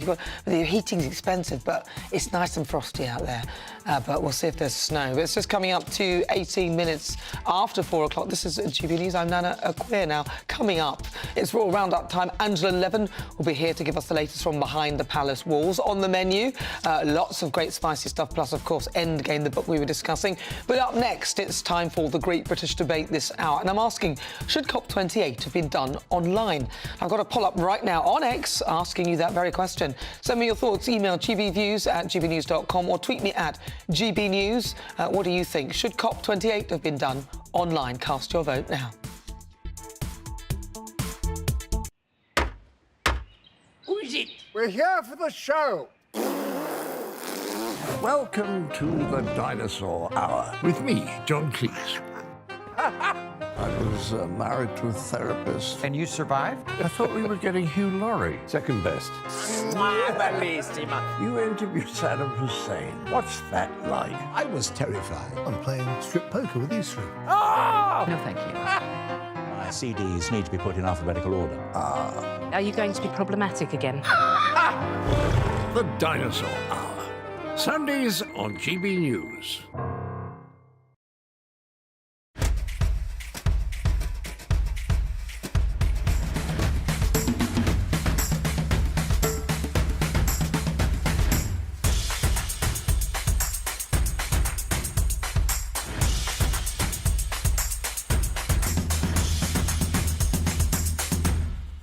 Wake up to the headlines with Headliners every morning at 5 a.m.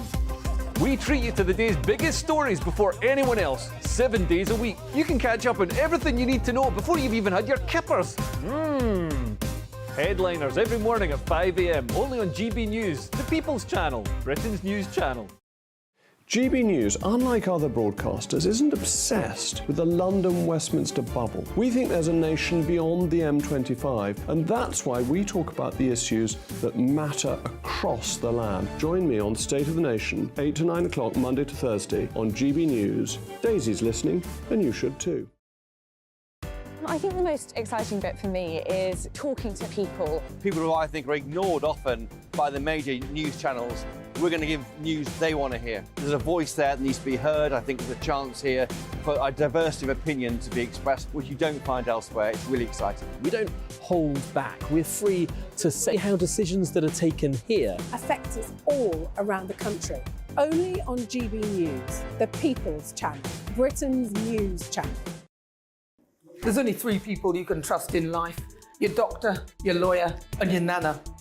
I'm not sure. So join me, Nana Akua, at 3 p.m. every Saturday and Sunday, where we discuss the biggest topics of the weekend. Be ready for battle. Could you be quiet? What is this? It's my new teeth. It's your new teeth. I don't bite. Well, not without a good reason. Always honest, always fun. Every weekend at 3 p.m. on GB News, the People's Channel, Britain's news channel. Your weekend starts here with Friday Night Live with me, Mark Dolan, 8 till 9 on GB News. Big stories, big guests and big laughs as we get you ready for a cracking weekend. That's Friday Night Live with Mark Dolan. Fridays 8 till 9 on GB News. Bring your own drinks. The admission's free. Tired of the usual focus-tested, pre-prepared Westminster runaround? Well, so am I. So you want higher taxes? Is your department to blame for this? Are you rethinking this policy? Every Sunday at 9:30, I'll be sitting down with those in power to get the truth about the issues affecting you. Let's be honest, we've known about the cost pressures of this project for years, not months. That's the Camilla Tominey Show, a politics show with personality. On GB News, the People's Channel, Britain's news channel. GB News, Britain.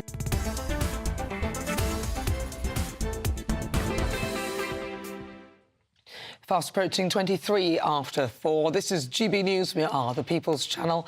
I'm Nana Akua. Welcome on board. It's time now for the Great British Debate this hour. And I'm asking, should COP28 have been done online?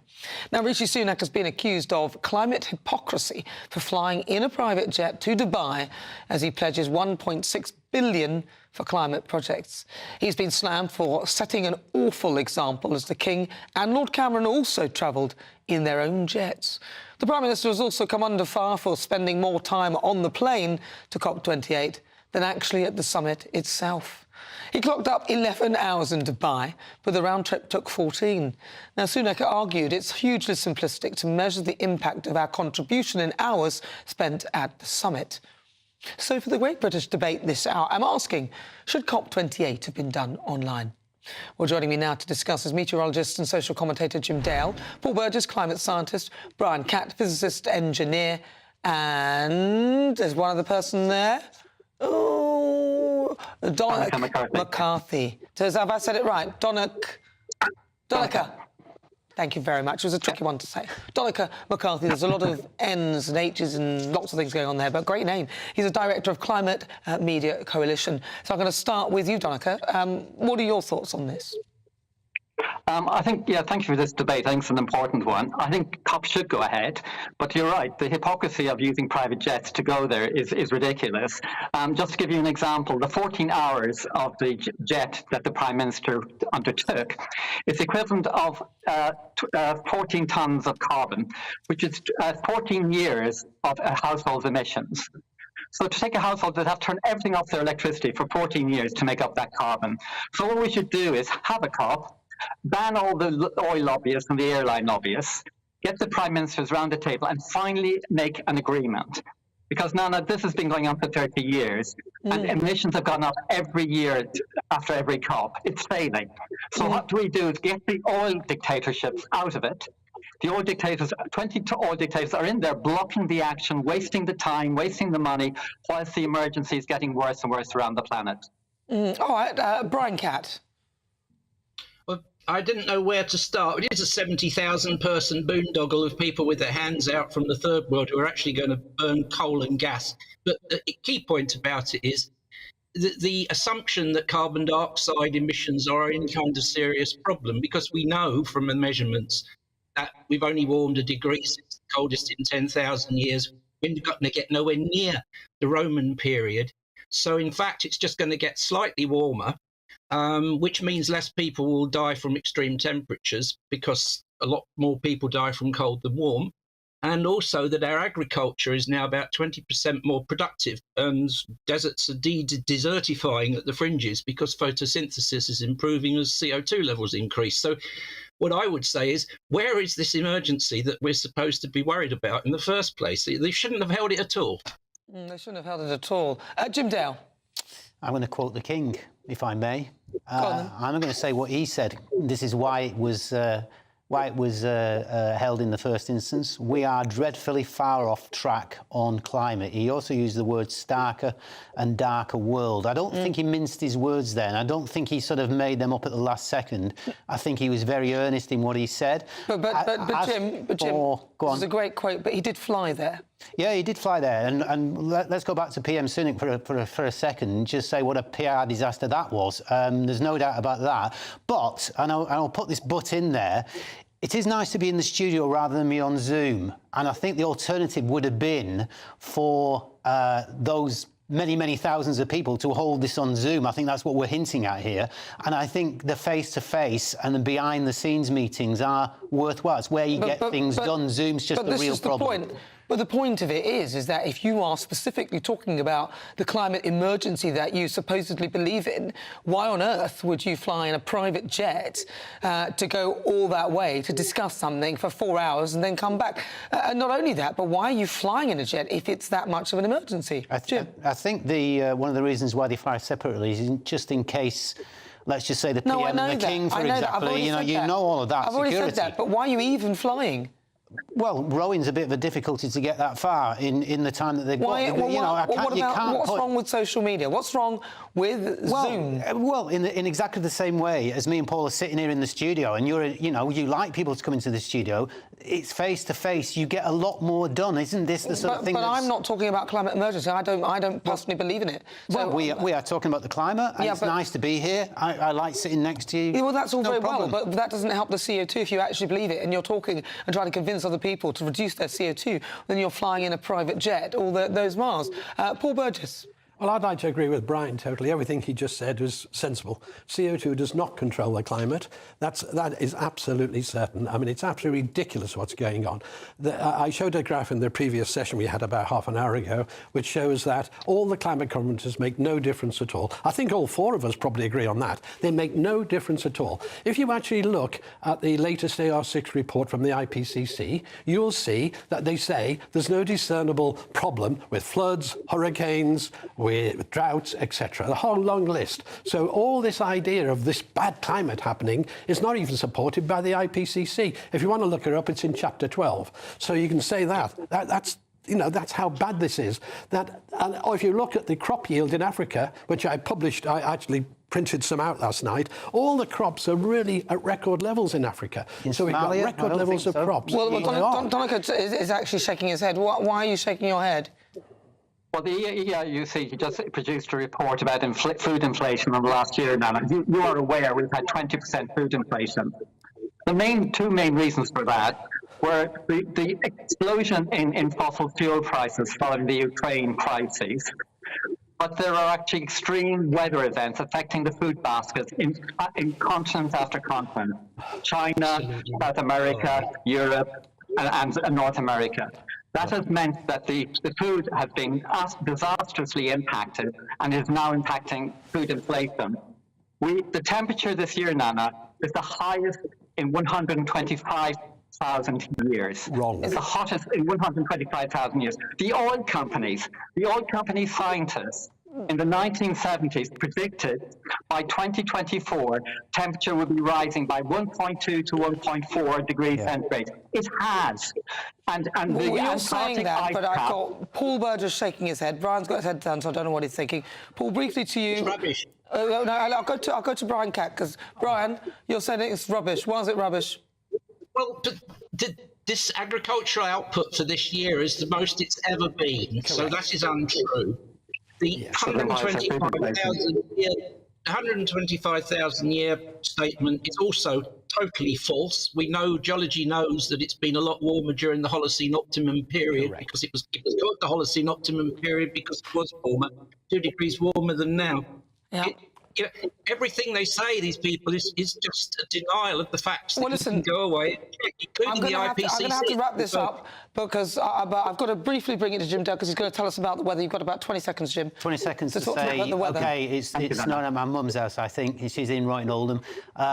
Snow's coming in to the north and the Midlands. It will be missing the south, so it'll be wet and miserable and windy and slightly milder on Monday. We're going in the right direction as far as temperature is concerned. That's about it. Enjoy the snow if you're going to get it. There you go. Enjoy the snow. Well, listen, but then briefly to all of you, Jim Dale, should they have flown in private jets? Yes or no? Should they have flown in private jets? No, they should have shared. They should have shared a little bit more. Yeah. Should they have even gone by jets at all? Yes, they should. Should it be on Zoom? Should it be on Zoom? No. OK, Paul Burgess, should it be on Zoom? It shouldn't be on anything. It shouldn't be there at all. Brian Catt, should it be on Zoom? What Paul said. Yeah. And finally, to you, Donna, what do you think? Should it be on? I would stop 68. I would stop 68,000 of them flying, but I would support 2,000 top politicians and diplomats meeting and finally make an agreement that will save us. Yeah, all right. Well, I don't think they're going to do that. They're going to have a jolly. They're going to eat good food and stay in five-star hotels and just knock out the carbon as though there's no tomorrow. All right, thank you to all of you. This is GB News on TV, online and on digital radio. Coming up, we'll continue with the Great British Debate this hour. Now, I'm asking, should COP28 have been done online? You'll hear the thoughts of my panel, Lizzie Cundy and Matthew Larser. But first, let's get your latest news with Ray.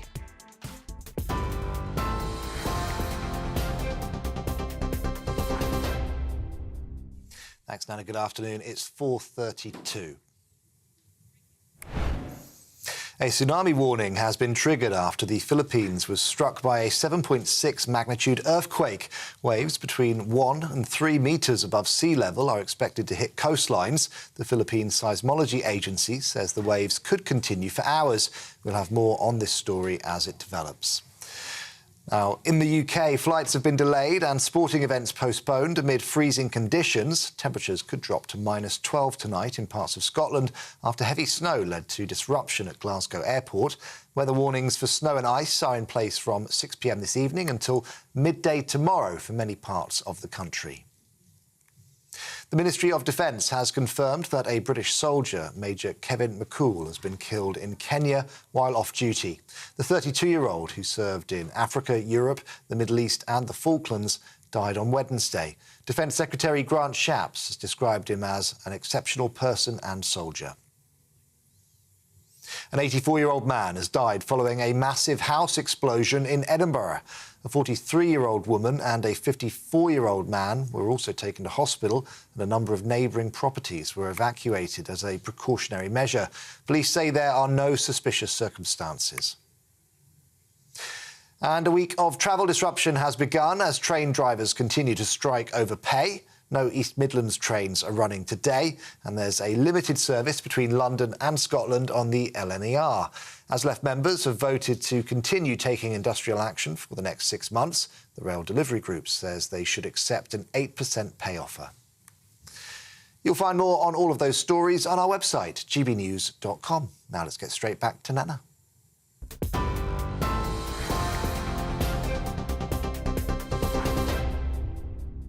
Well, listen, coming up, royal biographer Angela Levin will be live in the studio to give us the latest from behind the palace walls and royal roundup. You've also been getting your messages in with regard to my monologue. Yvonne says, Nana, what about the letters from King Charles? They were to Meghan. Therefore, she must have given Scobie the info. They are liars. I agree. Treason. And Judith says, because we're talking about this Endgame book, Angela will be discussing it in detail.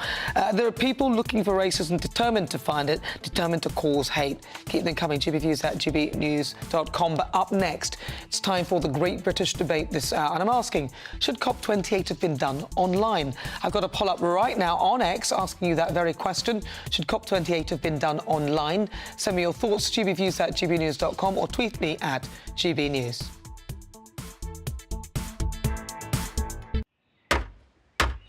Who is it? We're here for the show.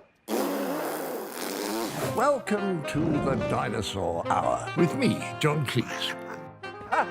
I was married to a therapist. And you survived? I thought we were getting Hugh Laurie. Second best. You interviewed Saddam Hussein. What's that like? I was terrified. I'm playing strip poker with these three. Oh! No, thank you. My CDs need to be put in alphabetical order. Are you going to be problematic again?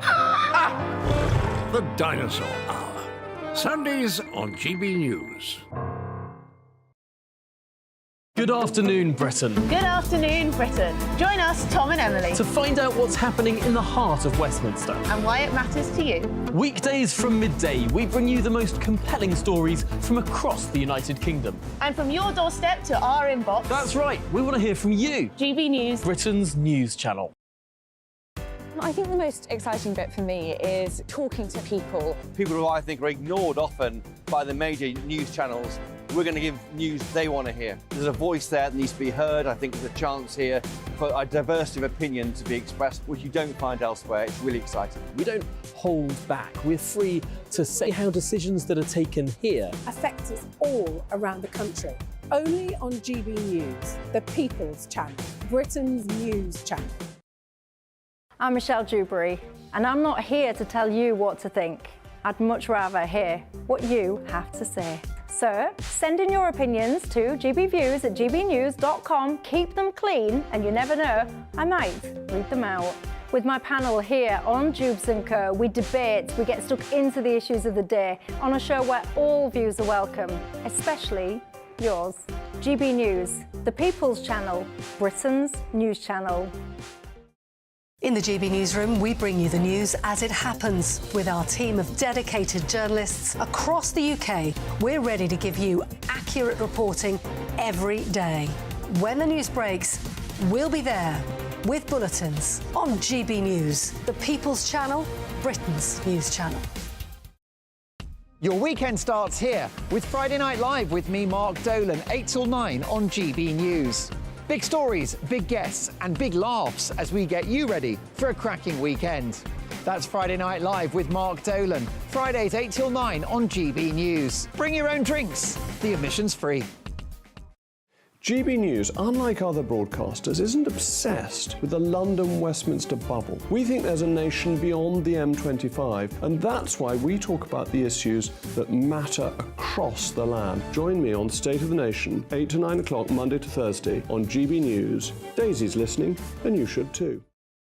Tired of the usual focus-tested, pre-prepared Westminster runaround? Well, so am I. So you want higher taxes? Is your department to blame for this? Are you rethinking this policy? Every Sunday at 9:30, I'll be sitting down with those in power to get the truth about the issues affecting you. Let's be honest, we've known about the cost pressures of this project for years, not months. That's the Camilla Tominey Show, a politics show with personality. On GB News, the People's Channel, Britain's news channel.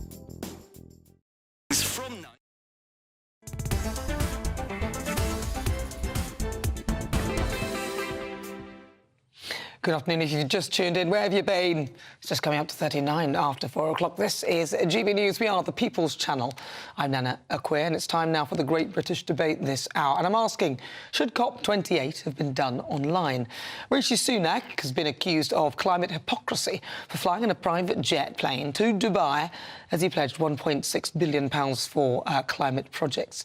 Now, the Prime Minister also came under fire for spending more time on the plane to the event than at the summit itself. He clocked up almost 11 hours in Dubai, but then the round trip took 14. So for the Great British Debate this hour, I'm asking COP28, what do you think? Should it have been done online? Let's see what my panel will make of that. I'm joined by broadcaster and columnist Lizzie Cundy and also former Labour advisor Matthew Lowser. Matthew Lowser, I'll start with you.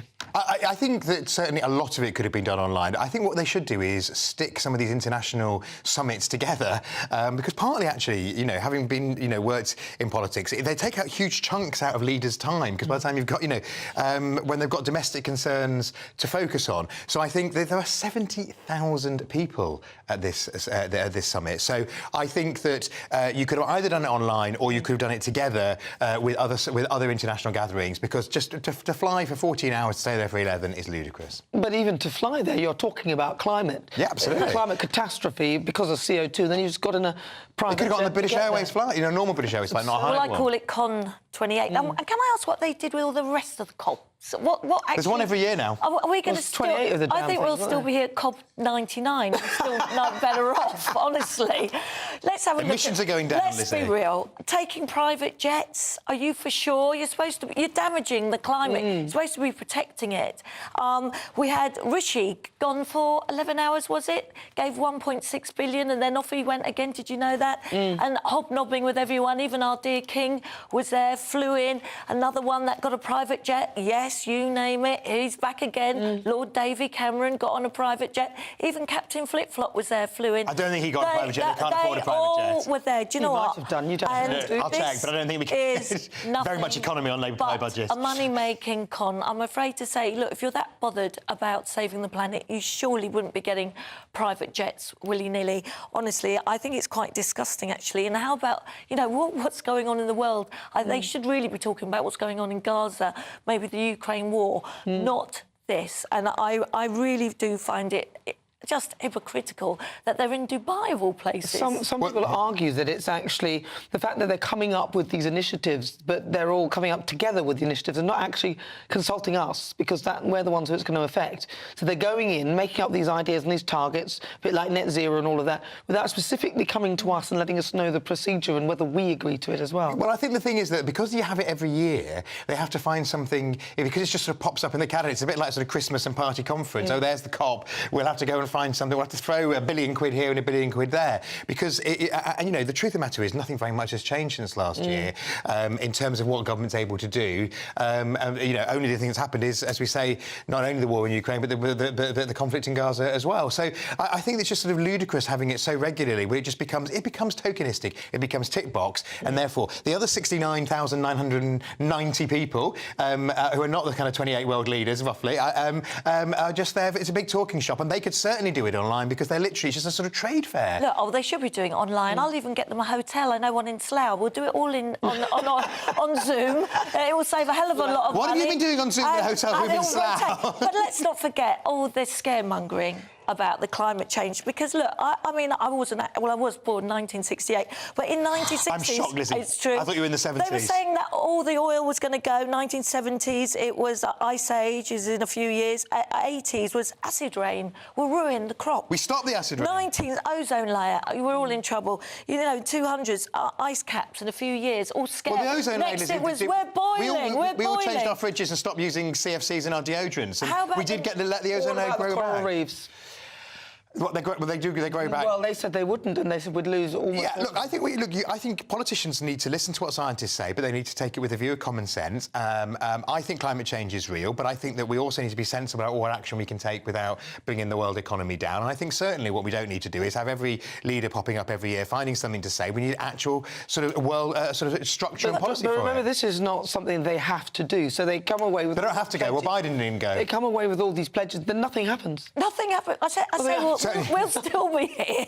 Remember, we paid for it last year. In COP99, as I said. But the fact is, look, China's not even around the table. They're the ones that have got the highest emissions. The USA, where's Biden? He's sent a few reps because they don't really want to change. And where's our money going? It's going to organisations. You know, the government are subletting it out, giving our taxpayers' money out for people to do willingly what they want with it. I think we need to lower emissions, but I think that we don't need to do it by private jets. And if King Charles really does care, we know he cares about the planet, but, you know, another private jet. They won't put them in the same private jet because in case it crashes and you lose everybody. I get that. Well, Cameron and Rishi could get one together. They don't need to go in a private jet because they don't need to go. They're not genuine about this thing because they make pledges. They haven't. I don't even think they've met any of the pledges from last time, and they're back meeting again. I don't think they should be allowed to meet again if they haven't met the pledges from before. Well, remember last year, Rishi stopped. Was Rishi Prime Minister this time last year? I think just. He stopped Charles going. Do you remember that row? Yeah. So that's why Charles was determined to go this year. There's 22 flights go on Emirates a day. They could easily get a commercial. They've got air miles. They don't have to. Well, listen, this show's nothing without you and your views. Let's welcome our Great British Voices, their opportunity to be on the show and tell us what they think about the topics we're discussing. What should we go to? Should we go to... Oh, there's no map. The map's gone. The map. Oh, my... That's somebody's Christmas bonus has gone. Heads will roll. I'm going to speak to someone about something. Yeah, we're flying into you. Lee Harris in Bristol. Lee. Hi, Nana. You know, if they're going to insist on doing this ridiculous farce every year, you'd think at the very least they would do it online. Rishi Sunak apparently spent more time flying than he did in Dubai. And as Matthew eloquently said, it would be obviously far more productive and produce less carbon emissions for them to do it on Zoom. But the whole thing is ridiculous. It's completely pointless, unproductive virtue signalling nonsense. And it's full of out-of-touch elites who genuinely can't care less about taxing hardworking people into poverty. And as you rightly said, there are about 70,000 people who chose to fly to COP28 in Dubai, apparently creating the biggest carbon footprint so far. The hypocrisy is eye-watering. The leaders of the USA and China didn't even bother turning up, the two biggest carbon emitters on the planet. Keir Starmer and his pals attended when he isn't even in government, clearly for no other reason than virtue signal on photo ops.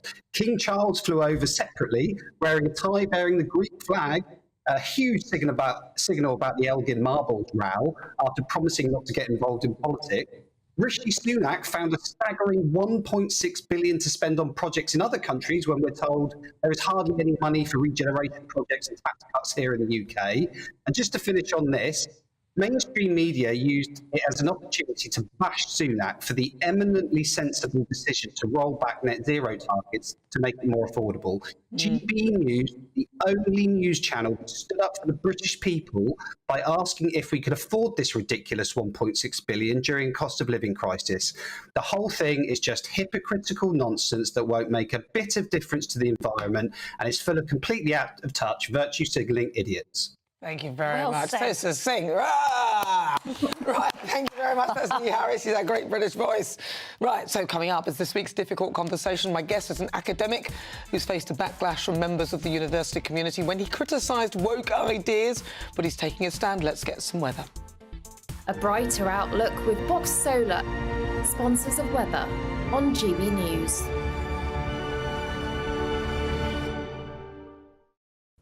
Hello, welcome to your latest GB News weather. I'm Ellie Glazier. After a very cold couple of days for most of us, it looks like something a little bit milder is on the way in the south of the UK through the weekend. This area of low pressure out to the southwest gradually moves towards us, but for the here and now, low pressure in charge, bringing various frontal systems to the west of the UK and bringing some showers as well. Those showers will push in from the west, perhaps turning wintry over the hills of Wales and parts of northwest England as well. But for parts of Scotland, Northern Ireland and the southeast, generally staying dry with some clear skies overnight and could lead to some mist and freezing fog. Under those clear skies, turning very cold, we could see -8 or -10 across parts of Scotland, but perhaps just a touch milder across the southwest compared to recent nights.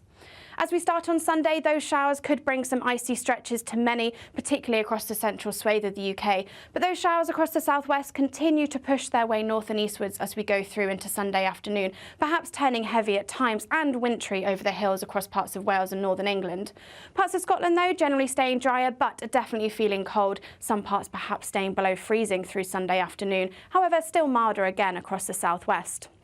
Into Monday, further rain pushes its way south and eastwards as we go into Monday afternoon. Again, there could be some wintry elements across parts of Wales and northern England, but staying dry still across parts of Scotland and Northern Ireland. That rain continues to clear its way through Monday, leaving a drier but colder day on Tuesday and Wednesday. Looks like things are heating up. Boxed boilers, sponsors of weather on GB News. So coming up in the next hour, my Great British Debate. I'm asking, is it time for the UK to stop relying on cheap foreign labour? But up next, it's time for my Royal Roundup with royal biographer Angela Levin.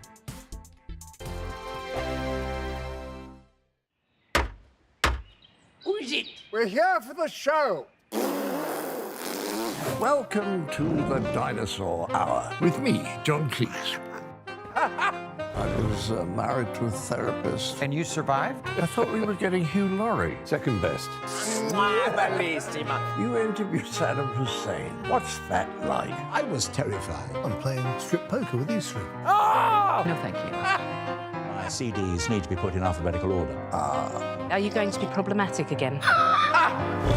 The Dinosaur Hour. Sundays on GB News.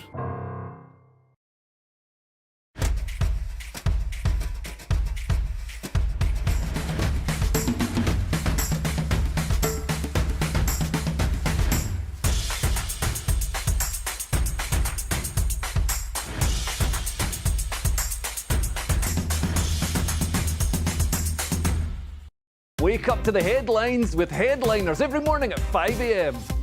We treat you to the day's biggest stories before anyone else, 7 days a week. You can catch up on everything you need to know before you've even had your kippers. Headliners every morning at 5 a.m. only on GB News, the People's Channel, Britain's news channel. GB News, unlike other broadcasters, isn't obsessed with the London-Westminster bubble. We think there's a nation beyond the M25, and that's why we talk about the issues that matter across the land. Join me on State of the Nation, 8 to 9 o'clock, Monday to Thursday, on GB News. Daisy's listening, and you should too. I think the most exciting bit for me is talking to people. People who I think are ignored often by the major news channels. We're going to give news they want to hear. There's a voice there that needs to be heard. I think there's a chance here for a diversity of opinion to be expressed, which you don't find elsewhere. It's really exciting. We don't hold back. We're free to say how decisions that are taken here affect us all around the country. Only on GB News, the People's Channel, Britain's news channel. There's only 3 people you can trust in life: your doctor, your lawyer, and your nana. I'm not sure. So join me, Nana Akua, at 3 p.m. every Saturday and Sunday, where we discuss the biggest topics of the weekend. Be ready for battle. Could you be quiet? What is this? It's my new teeth. It's your new teeth. I don't bite. Well, not without a good reason. Always honest, always fun. Every weekend at 3 p.m. on GB News, the People's Channel, Britain's news channel. Your weekend starts here with Friday Night Live with me, Mark Dolan, 8 till 9 on GB News. Big stories, big guests and big laughs as we get you ready for a cracking weekend. That's Friday Night Live with Mark Dolan. Fridays 8 till 9 on GB News. Bring your own drinks. The admission's free. Tired of the usual focus-tested, pre-prepared Westminster runaround? Well, so am I. So you want higher taxes? Is your department to blame for this? Are you rethinking this policy? Every Sunday at 9:30, I'll be sitting down with those in power to get the truth about the issues affecting you. Let's be honest, we've known about the cost pressures of this project for years, not months. That's the Camilla Tominey Show, a politics show with personality. On GB News, the People's Channel, Britain's news channel.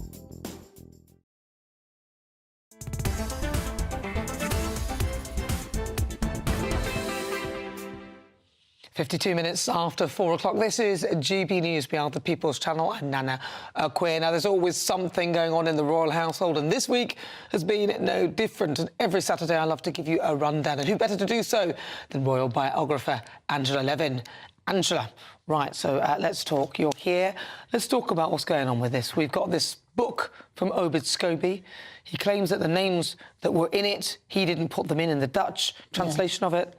What on earth is happening? Well, let me tell you, you have to work very hard when you write a book about the royal family. It takes you ages. I didn't let them see mine when it was finished because I didn't want them to think it was a hagiography. But you have to be very careful, and you have to, you send it to the publisher and they correct it, any things they like, and then it goes back again and back and forth and back and forth.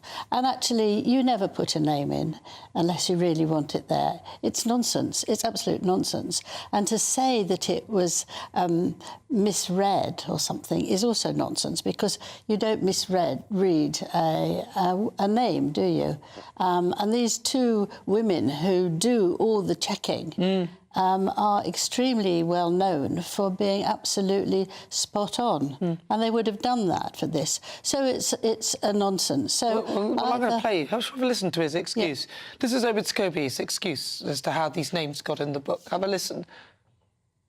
Dutch publisher told us there was a translation error, and so you get on with the day and then it sort of unfolds from there. So I'm looking forward to finding out more about it, because the English version of the book, the only one I know, the version that I signed off on, that is the book that is out there today. That's the book that has no names in it. It's real nonsense, because these 2 women are not going to choose a name from heaven, just put a name down and put it in there. It's a nonsense. And I think that it's either a trick or it's something to boost the book. He can't get away from it, not at all. And the whole thing about him saying that he doesn't know anything about Meghan and Harry about this book is also a nonsense, because he is their mouthpiece.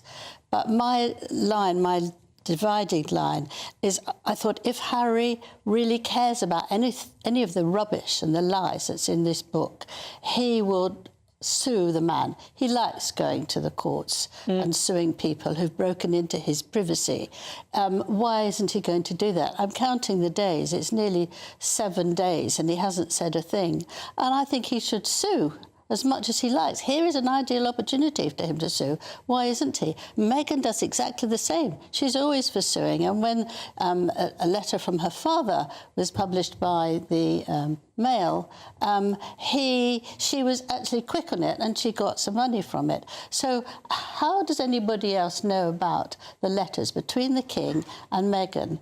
It's just not on. The King would never show anybody, and neither would the very few people who knew about it. it. But Meghan has been known to pass it on to a friend, who then passes it on to the writer, and that way she can say, it's not me. And you see about her that she always avoids responsibility for something that's negative. It's not me, Gov. You know, she's always about, you know, humanitarian and telling us to love everyone, even though we don't particularly think we should, and it doesn't ever carry through. Why isn't she screaming about it? Why isn't she furious? But what about him, though? He should be... That's his family. That's his direct family that they're dragging through the mud. He talked about... unconscious bias. He claimed that the comments weren't racism.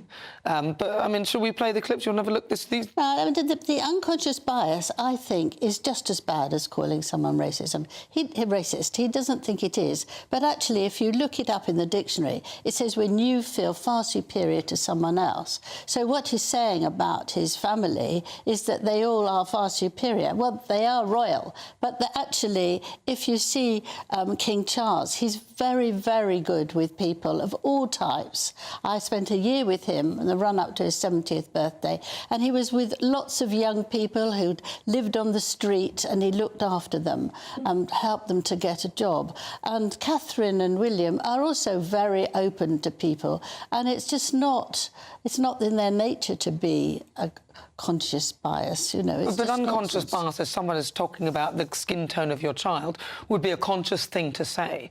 So it's not even unconscious. Unconscious bias would be there's a group of people and you always pick the one that's similar to you without even realising. Because you know exactly what you're saying. So somebody commenting or making a negative aspersion about an unborn child and the colour of their skin is not something that can be classified as unconscious bias. So I don't know what they're talking about. I don't know how he's... But also it's been brought up again, as so many people have said, you said in the Mail, and other people have said all over the place, that it's actually natural to do it. Of course it is. You say, you know, would he have, or she, because it was before she was pregnant even, the first one was, ginger hair. Now, is everyone going to make a huge fuss about that? And it's meaning you're interested and you want to talk about it, and it's kind. I've talked to loads of friends who've had mixed marriages, and, you know, they've often asked me, what do I think? What sort will it be, one more than the other, and all that sort of stuff. So it is actually appalling to do that and go back with the same things that have happened years ago and actually bring them up and try and use that to bring the monarchy down. It's definitely, I said from years ago when Meghan on the scene, unless she was out there telling the Queen Elizabeth what to do, she was going to destroy the royal family. It's very and sad. She's very, very determined to do that. Well, it's not working, it's backfiring. And briefly, we've got about 30 seconds. King Charles, he's had a speech at COP28. Should he be getting involved in all of this? Well, he's been doing it for over 50 years, actually, and I think you should allow him to. It's very important for him. And while he was there, he spoke to 7 leaders of different countries, so he could actually talk about these things. But I think it's ridiculous, everyone going there in private jets. It's laughable. It makes nonsense of it. Well, listen, Angela, always a pleasure to talk to you. Thank you so much for joining me. That, of course, is royal biographer Angela Levin with her thoughts. Lots of you got in touch with your messages as well. I'm going to read one very briefly for you. Alan said, I saw an article stating the book was selling in Netherlands. Would the Netherlands respond the same if the book was accusing the royal family of racism? And finally, Nita, Markle is as cunning as a fox and as calculative as a hyena. And Harry is a lion prince. Right, a lion, oh, very good. Right, well, loads more still to come in the next hour.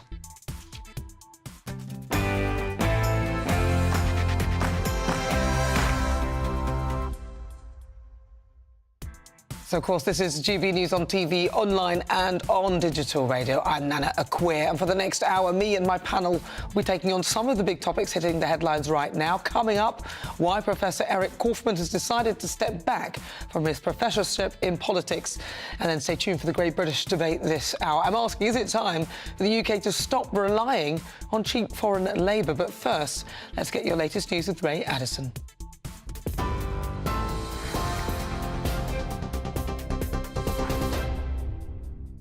Thanks, Nana. It's exactly 5 o'clock. Our top stories this hour. Temperatures could drop to -12 tonight in parts of Scotland after heavy snow saw flights disrupted at Glasgow Airport. Fresh weather warnings for snow and ice are in place from 6 p.m. this evening until midday tomorrow for many parts of the country. 2 FA Cup ties in England and 11 league matches in Scotland have been postponed today, while all of today's racing fixtures at Newcastle have been abandoned due to frozen ground. However, meteorologist John Hammond says the cold temperatures won't last that long. The focus of the cold shifting northwards, something a bit milder trying to push in from the south. Then the cold air sweeps back south again, later on Monday into Tuesday. So we're not waving goodbye to this cold spell just yet. I think through the middle of the week, potentially further severe frost. And then later on this week into next weekend, a complete transformation. It's going to turn mild, wet, windy, soggy and horrible. A British soldier has been killed in Kenya. The Ministry of Defence has confirmed that Major Kevin McCool died while off duty on Wednesday. The 32-year-old had served in Europe, the Middle East, the Falklands and Africa. Defence Secretary Grant Shapps has described him as an exceptional person and soldier. An 84-year-old man has died following a huge house explosion in Edinburgh. The blast, which happened in the Baberton area last night, was heard from several miles away. A 43-year-old woman and a 54-year-old man were also taken to hospital. A number of neighbouring properties were evacuated as a precautionary measure. Police say there are no suspicious circumstances. A GoFundMe page has been set up to help raise money for the family. Football fans who were charged following clashes in Birmingham on Thursday night have now been granted bail. A special court session is underway after violence erupted ahead of Aston Villa's match against Legia Warsaw. Almost 30 of the defendants, including a 22-year-old Polish woman who pleaded not guilty to violent disorder, were granted conditional bail. West Midlands Police say 5 officers were injured when missiles were thrown by visiting fans. The disorder started after several Polish fans were told they wouldn't be allowed into the stadium.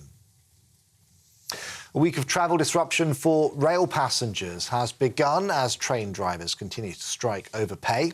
No East Midlands trains are running today, and there's a limited service between London and Scotland on LNER. Separately, an overtime ban across all services in England will cause further chaos until next weekend, as Left members have voted to continue taking industrial action for the next 6 months. The Rail Delivery Group says they should accept an 8% pay offer, but Shadow Culture Secretary Thangam Debonair says the government needs to start negotiating. Strikes help none of us, the working people who want to get to work, people who want to get to visit family and friends. It's really important that these strikes are settled as soon as possible, and I really hope that the government and the unions can negotiate that and a fair settlement as soon as they can. The US says it will not permit the forced relocation of Palestinians from Gaza or the West Bank under any circumstances. Vice President Kamala Harris made the comment on the sidelines of the COP28 summit in Dubai.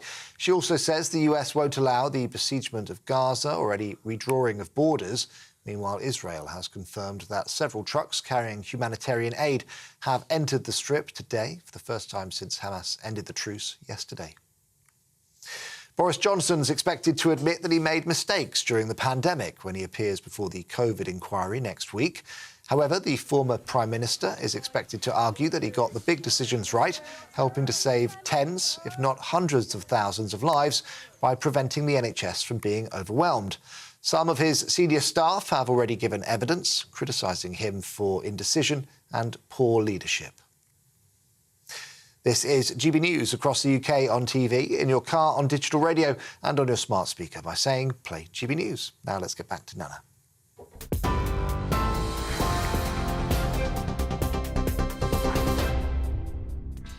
Good afternoon. Thank you, Ray. It's just coming up to 6 minutes after 5 o'clock. This is GB News. Over the next hour, me and my panel will be taking on some of the big topics hitting the headlines right now. This show is all about opinion. It's mine, it's theirs, and of course it's yours. We'll be debating, discussing, and at times we will disagree, but no one will be cancelled. So joining me today is broadcaster and columnist Lizzie Cundy, also former Labour Party advisor Matthew Larser. Now, still to come in my difficult conversation today, Professor Eric Kaufmann has decided to step back from his professorship in the politics at the Birkbeck University, London. Now, he'll expose the woke ideology taking over the universities and says it's difficult for people who are non-conformist with their opinions to survive in these modern universities. And for the Great British Debate this hour, I'm asking, is it time for the UK to stop relying on cheap foreign labour? Now, this comes as many businesses have been relying on overseas workers to fill job vacancies.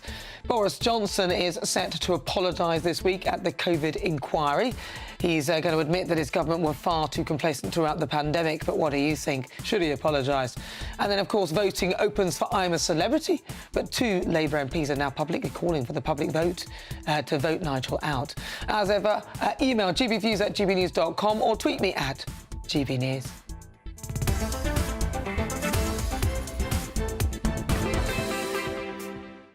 But before we get into my difficult conversation, Matt Hancock was in the hot seat of the COVID inquiry this week. It's been reported that although many labelled Matt as a liar, Boris still holds the view that he did a good job in very difficult circumstances following the revelations throughout the COVID inquiry. The former Prime Minister is set to publicly apologise, admitting that he unquestionably made mistakes. So I'm going to start with you, Matt. What do you think? Do you think Boris should apologise? Yes, I think he should apologise for taking his eye off the ball in the early part of the COVID pandemic when he was at Chequers writing his book on Churchill. It's not Churchill, whoever, I forget, he's writing his book on somebody. Shakespeare. He's already done Churchill, hasn't he? Yeah, he needs to apologise for not being across the detail. He needs to apologise for not taking responsibility. I mean, look, let's face it, I bet you this week Boris wishes it was him in the jungle and not Nigel, because he's going to have 12 hours of questioning from one of the country's top KCs. So I think this is crucial for how Boris is remembered, because I think this. I think he's still alive, man. Come on, no, but, give him that. But politically, he's not. He's on this channel. Yeah, GBNews. Absolutely. But what I mean is politically, his reputation as a former prime minister. I think the sound. To be fair to him, what he's saying that he's going to apologise sounds good, because what he does need to do is take responsibility. He's not a man who likes to take responsibility, as we know. You know, we're not quite sure how many kids he's got, but he is. I know. I like saying it. Boris isn't here to defend himself, but don't worry, he will be here soon, and you could. And he's bigger than me. Explain why you're saying that. Exactly. But you know, he's not a man who likes to take responsibility. He's not a man who likes detail, and he's going to have to face up to both this week. All right, Lizzie. Oh, well, the COVID inquiry, it certainly is like, sorry seems to be the hardest word with everyone that's been there. And Boris did make mistakes, and the buck, lies with him. He was Prime Minister. Yeah. But at the end of the day, there's Matt Hancock. I'm sorry, you should say sorry for having him. I just think he's a buffoon. Say sorry for letting Rishi furlough, everyone, like people like Victoria Beckham's company, which was absolutely out of order, and all the false claims that were made. Will we ever get any of and all the PPE back? Contracts? Exactly. But let's not forget, this COVID inquiry could go on till 2027. Oh, it's absurd. It's already costing us £140 million already. The only winners. The Swedes did theirs in 7 months. Well, that's it. And the only it's out. You can read it. It's online. The winners are going to be the lawyers. Yeah, there's an English version available. Yeah. But look, we want to look at this and see if there is another pandemic, how we can learn from it. But this is throwing everyone under the bus, saving their own skin. Yeah, it wasn't me, Gov. It wasn't me. It was him. The problem is, isn't it? Yeah, it becomes political theatre rather than a sensible inquiry. I mean, look, political theatre's fun. Joking aside about Boris and his kids, etc. From people like me, seeing Boris squirm is fun if you're on the other side of the political aisle. Well, that's because what politics is like. But what I'm saying is, it's not necessarily the inquiry is going to get the truth. The public is sick and tired of this constant nonsense. What they'll come up with is lessons will be learned, and all that sort of thing. How many times do we hear that line? Millions of pounds down the Swanee to talk about it, looking at people's WhatsApps, to come up with no solutions at all, and then in the end, well, it's too much WhatsApps and not enough policy that they've been looking at. It's like they're all trying to rescue themselves. I find it so embarrassing. And obviously, they were following the science, and the science wasn't right. The thing that was wrong was from my point of view, were the lockdowns. The last lockdowns that could have been avoided. Look at what it did to kids wearing masks. Look at all of how it hit the economy.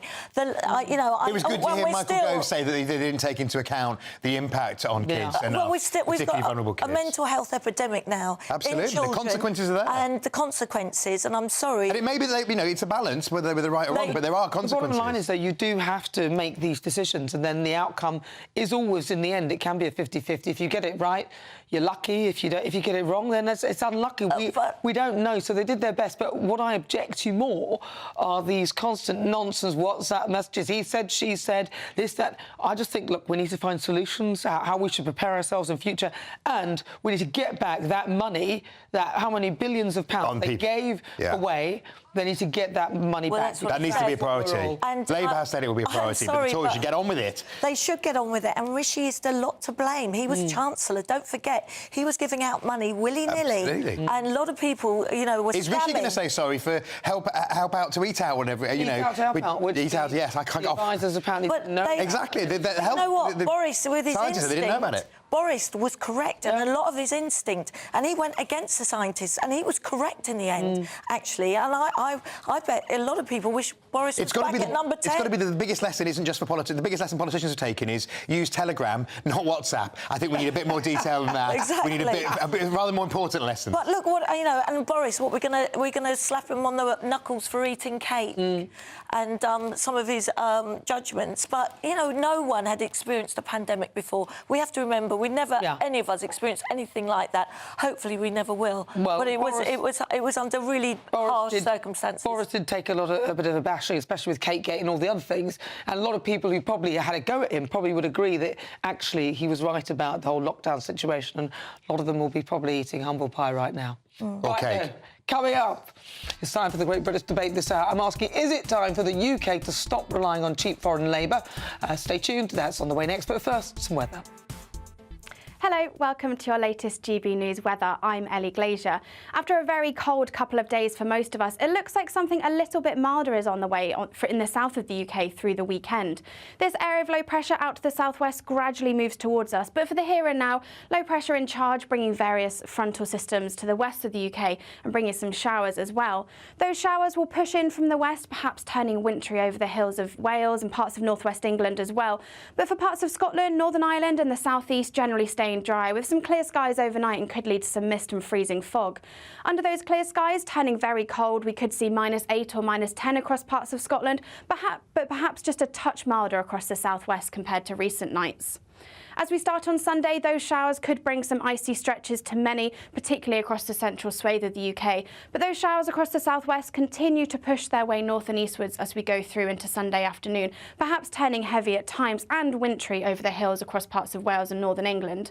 Parts of Scotland, though, generally staying drier, but definitely feeling cold. Some parts perhaps staying below freezing through Sunday afternoon. However, still milder again across the southwest. Into Monday, further rain pushes its way south and eastwards as we go into Monday afternoon. Again, there could be some wintry elements across parts of Wales and northern England, but staying dry still across parts of Scotland and Northern Ireland. That rain continues to clear its way through Monday, leaving a drier but colder day on Tuesday and Wednesday.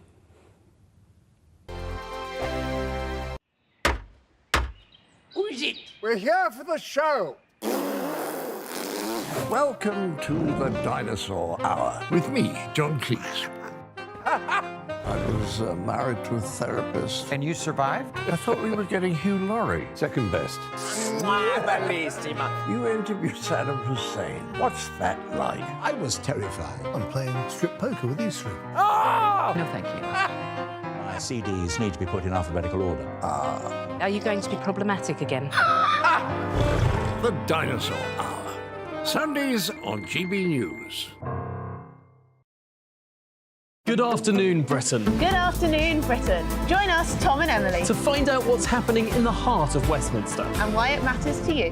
Weekdays from midday, we bring you the most compelling stories from across the United Kingdom. And from your doorstep to our inbox, That's right, we want to hear from you, GB News. Britain's news channel.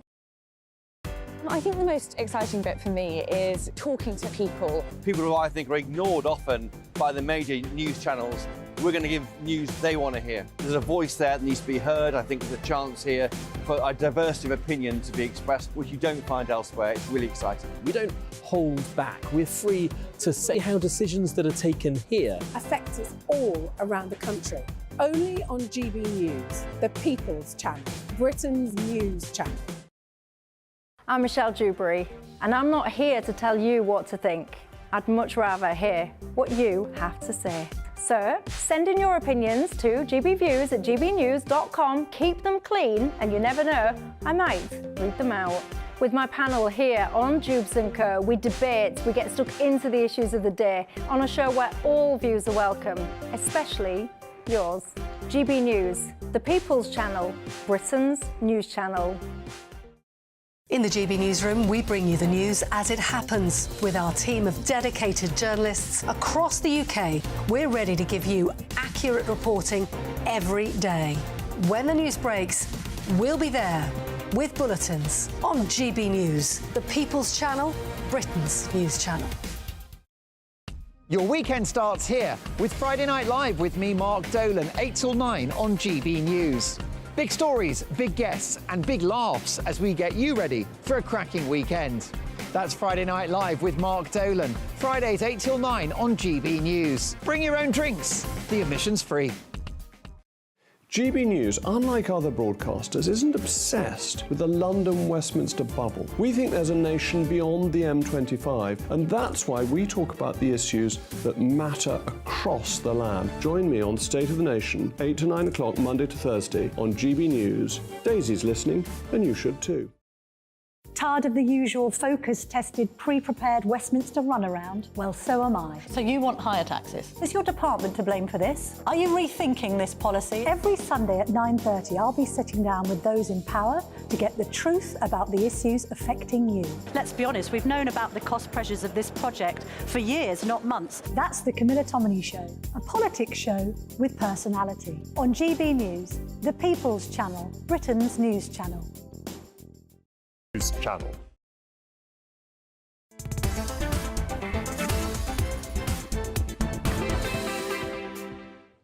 Good afternoon, just coming up to 18 minutes after 5 o'clock. This is GB News. We are the People's Channel. I'm Nana Akua.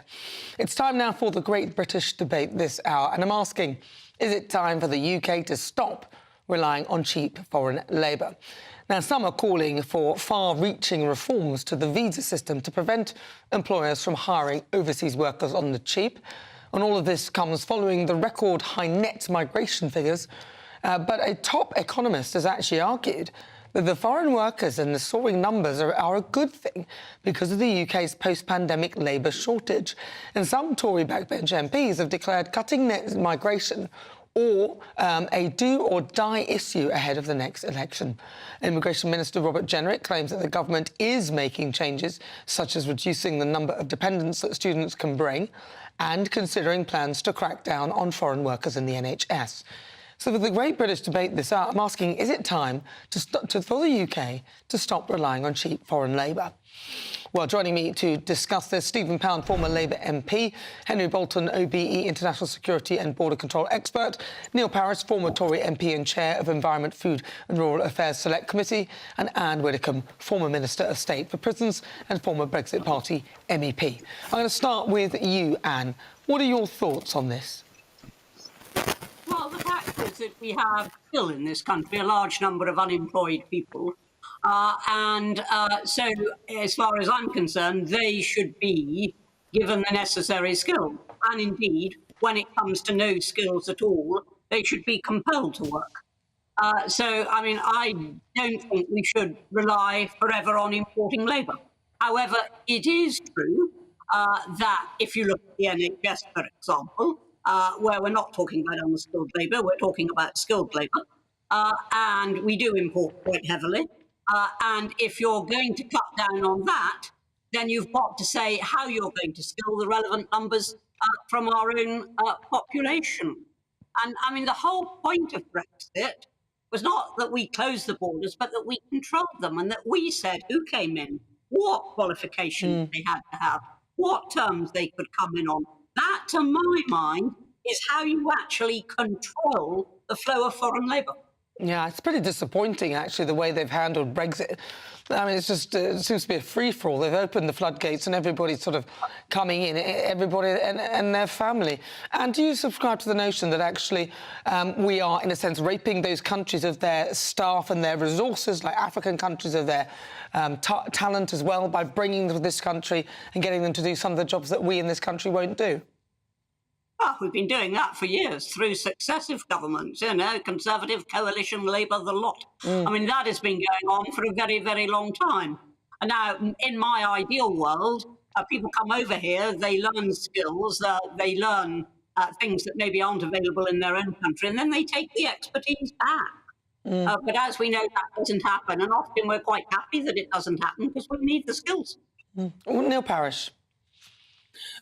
Yes, Nana, I think that it's, in theory, it would be great that we could have all our own labour, but in practice it just doesn't work, because I remember back in 2021 we had sort of picked for Britain. This was vegetables and fruits on farms. We only ever achieved 12% at the height of it, and then it went down to 5 and 2%. So we've got to make these jobs perhaps more attractive.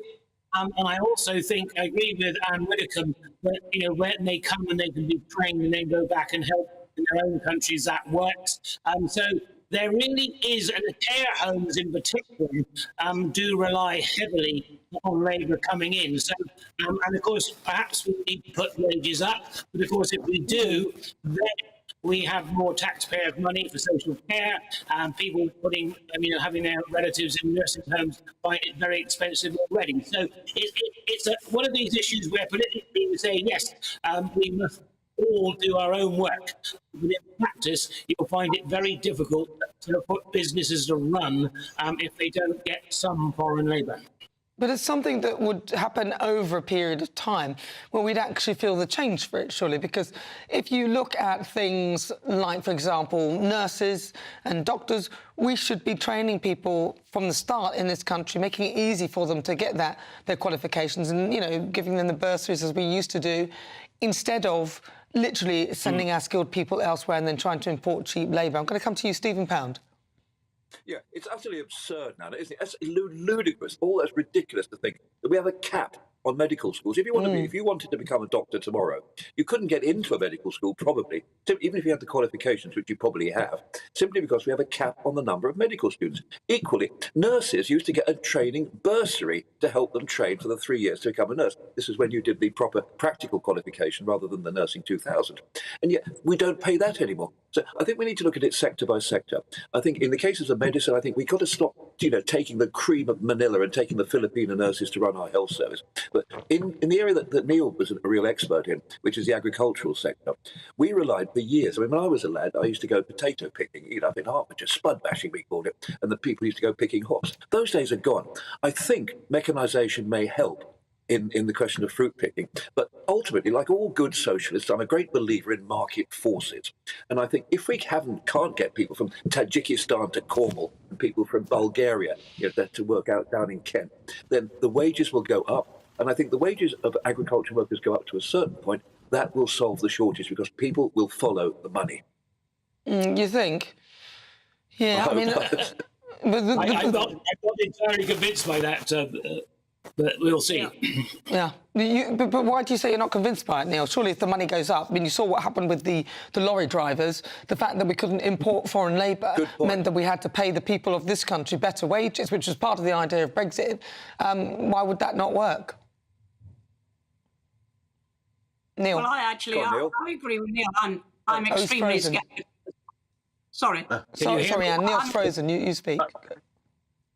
Sorry, Neil's frozen. It must be cold where you are, Neil. You've frozen. Must be very painful. The reason that I'm sympathetic to Neil's scepticism is that every time you ask British workers to do something like fruit picking, they simply don't throw themselves into it in the way that foreign workers do. They don't want to do it. We're not used to that sort of thing. Well, it's high time we got used to that sort of thing. And, if you put the money up, they're not going to want to do that sort of work. Henry Bolton. Yeah, I think I'll come back to you, Neil, in a minute. I've got to get Henry, and I'll come back to Neil after Henry. Henry. Yeah, look, it's a really complex thing. The simple answer to your question, Nana, is yes, we should wean ourselves off cheap foreign labour. That is a bit of a generalisation, though. I mean, in the care sector, for example, we have brought in well over 50,000, up to the 12 months to June, to 50,000 care workers, and more than that in terms of their dependents. But we've only reduced the vacancies in the care sector by 11,000. And the reason for that is because the government's own policy is to pay care workers £7.86 an hour if they're from abroad, if they come in with agencies and so on, rather than the minimum wage of £11.44. So we're pricing out the British workers. And when you think that most care homes are funded by county councils and so on, their budgets are limited. There have been a few points made about training. A British nurse is going to have to make far more in the way of financial sacrifices to do the training than, for example, a Filipino nurse. So we in this country have really neglected the skills training, the professional training and so on of our own workers. Likewise, if you're Polish and you want to retrain as a bricklayer, then your government will pay for you to retrain. Here you have to jump through so many hoops, and it's going to cost you well over £1,000 even to get qualified as a security guard for a supermarket. Yeah, so we are really pricing our own workers out of this because of government policy in relation to training, as well as the entire immigration process, which really can be cut. We're creating a situation where British employers and companies or organisations that employ agency workers from abroad are actually far better off economically by hiring foreign workers. So that's a major problem, Nana. You know, it's complex. The other thing I'd say is, likewise, if you're here for 5 years, the Chancellor has a real vested interest, which he's not told us about, which is that a foreign care worker isn't paying into pension schemes and therefore doesn't get tax relief and therefore is paying more tax. So, you know, are we exploiting these people, paying them less, pulling more tax off them, denuding their own countries of these people? There's all sorts of things wrong with this, Nana. It's a top to bottom and highly complex thing that needs to be unpacked and rebuilt. Neil doesn't seem to think that if we paid them more money, that would make that much difference. Neil? I think it depends a little bit on the job. I think, you know, definitely I agree with everybody on the training is right. But when it comes to sort of picking vegetables and fruit, it's not everybody's job. And of course, when you get to lower numbers of unemployment, you've got to remember that those people, I don't want to be too controversial, but they probably don't want to work particularly hard. And if you're running a business trying to actually get your fruit picked and your vegetables, very difficult sometimes to employ. And so that's why, of course, go very much for foreign labour. But I think we do have to wean ourselves off it, but I think it will take time. And I think we do have to get greater incentives for our own workers. And I would like to see, really, I don't really understand why students and these days don't really like to do some of this work, because, you know, traditionally we did, but it has gone out of fashion. It really has. And I think that would really help. And that would certainly, when it comes to skilled and semi-skilled labour, students could well fill that gap, I feel.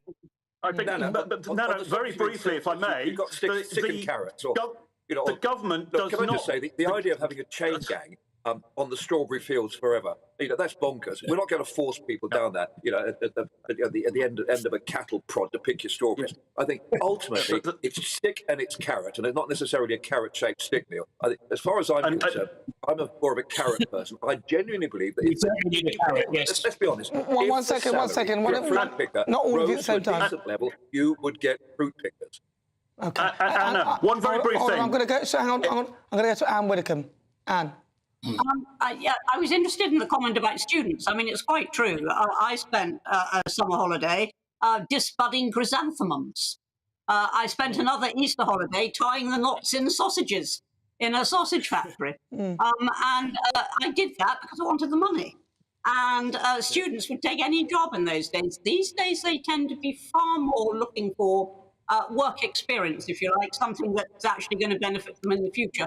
I think that's one of the reasons why students don't do the sort of stuff that we did. It might be something to do with TikTok as well. Final word, Henry. You've got about 20 seconds, Henry. Yeah, Anne reminded me of this earlier. The points system. We have a point system in this country, but the government seems to have no idea how to run a point system. You should review it on an ongoing and constant basis, not simply effectively write in the number of points you need into law, which makes it almost impossible to keep up with demand and the changing working environment. Or employment environment. It's crucial that we apply it correctly. We're not doing so at the moment. All right, so finally then to all of you, Stephen Pound, is it time for the UK to stop relying on cheap foreign labour, yes or no? Yes. Yes. Henry Bolton? Yes. Yep. Neil Parish? Yes, but it'll take some time. And Anne Widdecombe? Yes, but we're going to have to work towards it. Right, great, lovely. Thank you so much for your thoughts, Stephen Pound, former Labour MP, Henry Bolton, OBE, International Security and Border Control expert, Neil Parish, former Tory MP and Chair of Environmental, Food and Rural Affairs Select Committee, and Anne Widdecombe, former Minister of State for Prisons and former Brexit Party MEP. Thank you so much for your thoughts. Right, so that's what they think. What do you think at home? gbviews@gbnews.com. Is it time we stop relying on cheap foreign labour? Your neighbour? Coming up, we'll continue with the Great British Debate this hour. What do you think? I'll be speaking to my panellists. They'll be in to join me. Also, we were discussing Boris and the COVID inquiry. But first, let's get your latest news with Ray Addison.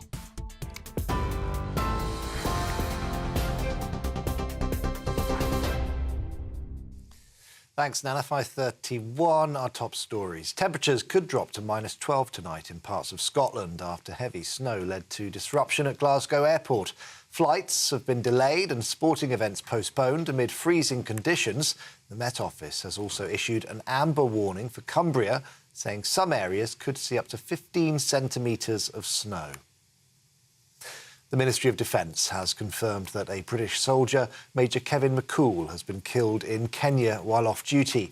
The 32-year-old, who served in Africa, Europe, the Middle East and the Falklands, died on Wednesday. Defence Secretary Grant Shapps has described him as an exceptional person and soldier.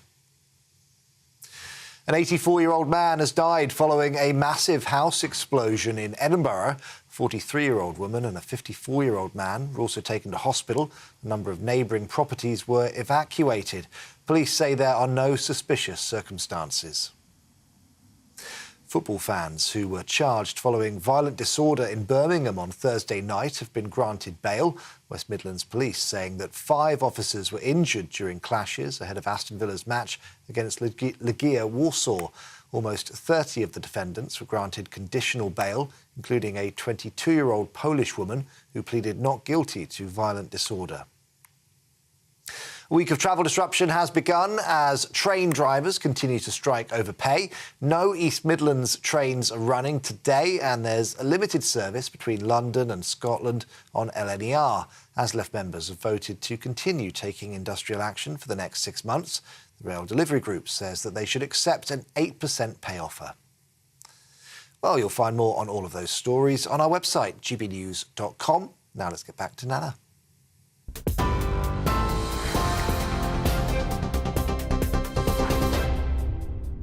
Thank you, Ray. Lots of you got in touch when I asked about COP28. I'll briefly read some of them. I asked whether COP28 should be held online. David said, a better question is, should it be held at all? Neil says he's on a train line would be a good idea. And lots of you getting in touch. Lots of you saying definitely it should be. King Arthur says, good team, Nana, except that annoying weatherman turned self-appointed climate expert, Mr. Dale. Yeah, he can be a bit annoying, but he's interesting and he has some good views, so it's good to have him on board. Woodison, coming up on the show, as voting begins in I'm a Celebrity, we'll be looking at whether Nigel Farage could end up as King of the Jungle.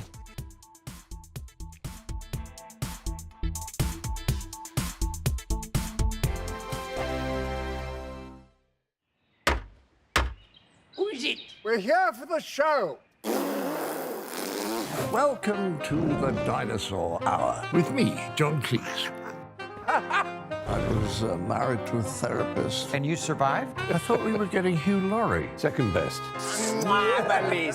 You interviewed Saddam Hussein. What's that like? I was terrified. I'm playing strip poker with these 3. Ah! No, thank you. My CDs need to be put in alphabetical order. Are you going to be problematic again?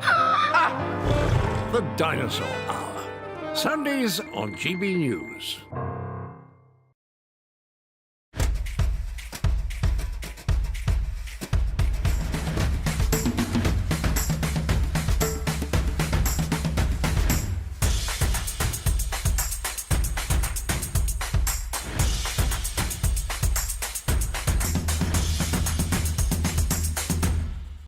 Wake up to the headlines with Headliners every morning at 5 a.m. We treat you to the day's biggest stories before anyone else, 7 days a week. You can catch up on everything you need to know before you've even had your kippers. Headliners every morning at 5 a.m. only on GB News, the People's Channel, Britain's news channel. GB News, unlike other broadcasters, isn't obsessed with the London-Westminster bubble. We think there's a nation beyond the M25, and that's why we talk about the issues that matter across the land. Join me on State of the Nation, 8 to 9 o'clock, Monday to Thursday, on GB News. Daisy's listening, and you should too. I think the most exciting bit for me is talking to people. People who I think are ignored often by the major news channels. We're going to give news they want to hear. There's a voice there that needs to be heard. I think there's a chance here for a diversity of opinion to be expressed, which you don't find elsewhere. It's really exciting. We don't hold back. We're free to say how decisions that are taken here affect us all around the country. Only on GB News, the People's Channel, Britain's news channel. There's only 3 people you can trust in life. Your doctor, your lawyer, and your nana. I'm not sure. So join me, Nana Akua, at 3 p.m. every Saturday and Sunday, where we discuss the biggest topics of the weekend. Be ready for battle. Could you be quiet? What is this? It's my new teeth. It's your new teeth. I don't bite. Well, not without a good reason. Always honest, always fun. Every weekend at 3 p.m. on GB News, the People's Channel, Britain's news channel. Your weekend starts here with Friday Night Live with me, Mark Dolan, 8 till 9 on GB News. Big stories, big guests and big laughs as we get you ready for a cracking weekend. That's Friday Night Live with Mark Dolan, Fridays 8 till 9 on GB News. Bring your own drinks. The admission's free. Tired of the usual focus-tested, pre-prepared Westminster runaround? Well, so am I. So you want higher taxes? Is your department to blame for this? Are you rethinking this policy? Every Sunday at 9:30, I'll be sitting down with those in power to get the truth about the issues affecting you. Let's be honest, we've known about the cost pressures of this project for years, not months. That's the Camilla Tominey Show, a politics show with personality. On GB News, the People's Channel, Britain's news channel.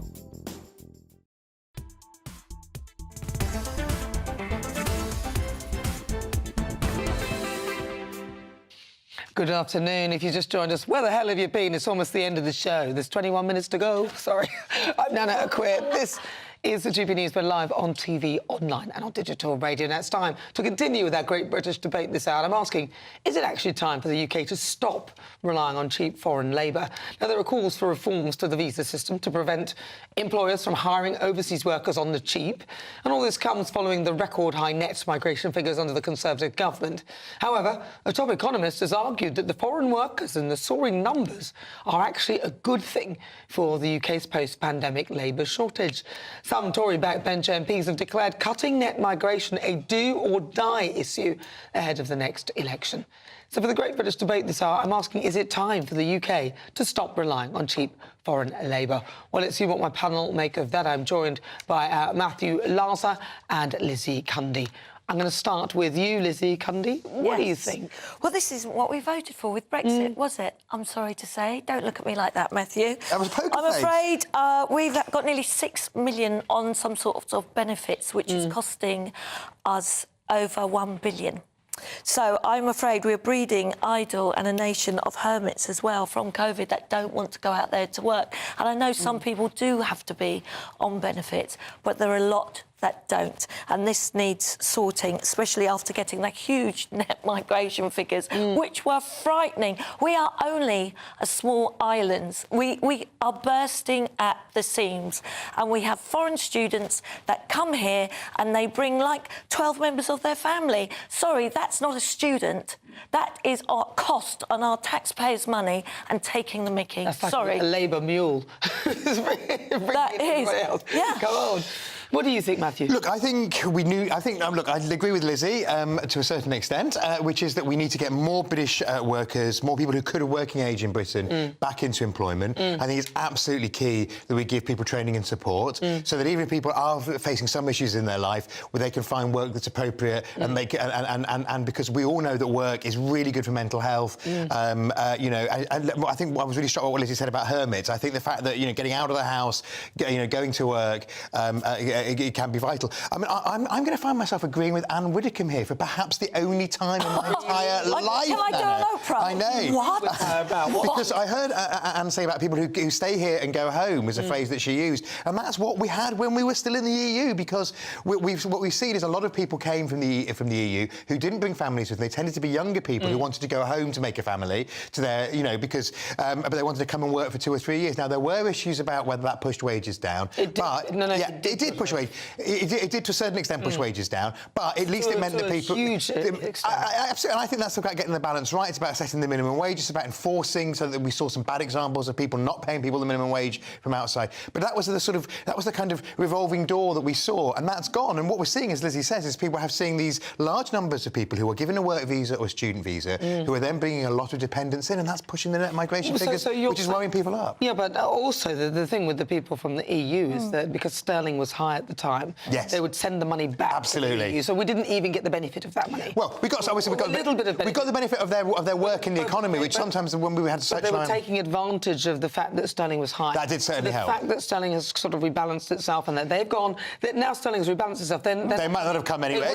Sterling changed. We've got to get more. We've got to train and support our people to get into work. But this is going to get worse if Keir Starmer, your man, gets. No, because we're going to put more people in training. And you know what? I blame another one of your men, Tony Blair, who opened the floodgates to everyone coming in because he was hoping to get votes. That is the truth of it, and he's got lots. But they don't. But EU people were never allowed to vote in general elections, only in local elections. The thing is, I think we actually agree. Labour and let our own get trained to work in the jobs, and if they don't do it, you take away the benefits. And that's why we need to have, as a nation, we need to have an absolute mission to train people, particularly in the technical skills that we neglected.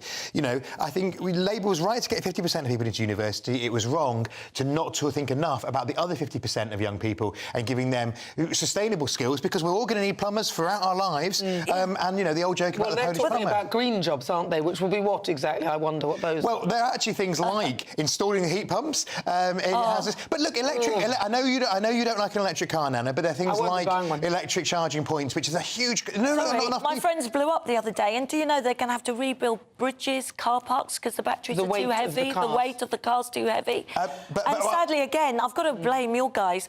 Tony Blair, education, which left so many in massive debt and stopped there wasn't the enough apprentices. focus on skills. And now we always need a plumber, we always need a builder, and we haven't got those skills. And you know what? On the list they are graphic designers coming in, art directors. Sorry, aren't there enough freelance? Ballerinas. Well, that's kind of but some professions are international. You're not going to make me dance now as well as do an Oprah impression, are you? No, absolutely not. I still haven't lived down the body popping of a few weeks ago.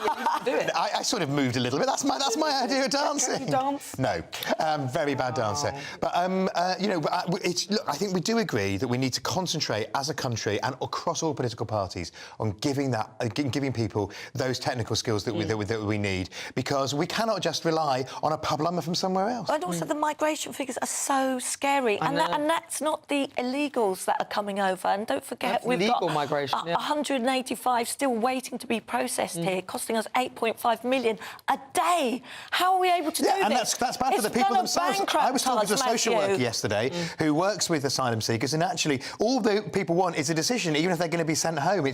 Nobody wants the hotels. It's bad for the people in them. It's bad for the taxpayer, and it's bad for the economy. Well, so we need to stop the small boats. Only Labour has a plan. For you. Gives you focus and a good mindset. I thought you haven't given us the plan about the goddamn stopping the boats. I've got I've got the 5-point plan, which is number one: sort and process those claims. Yeah, but there was another sixth pledge in there that he was going to rocket net migration. It's more complicated. No.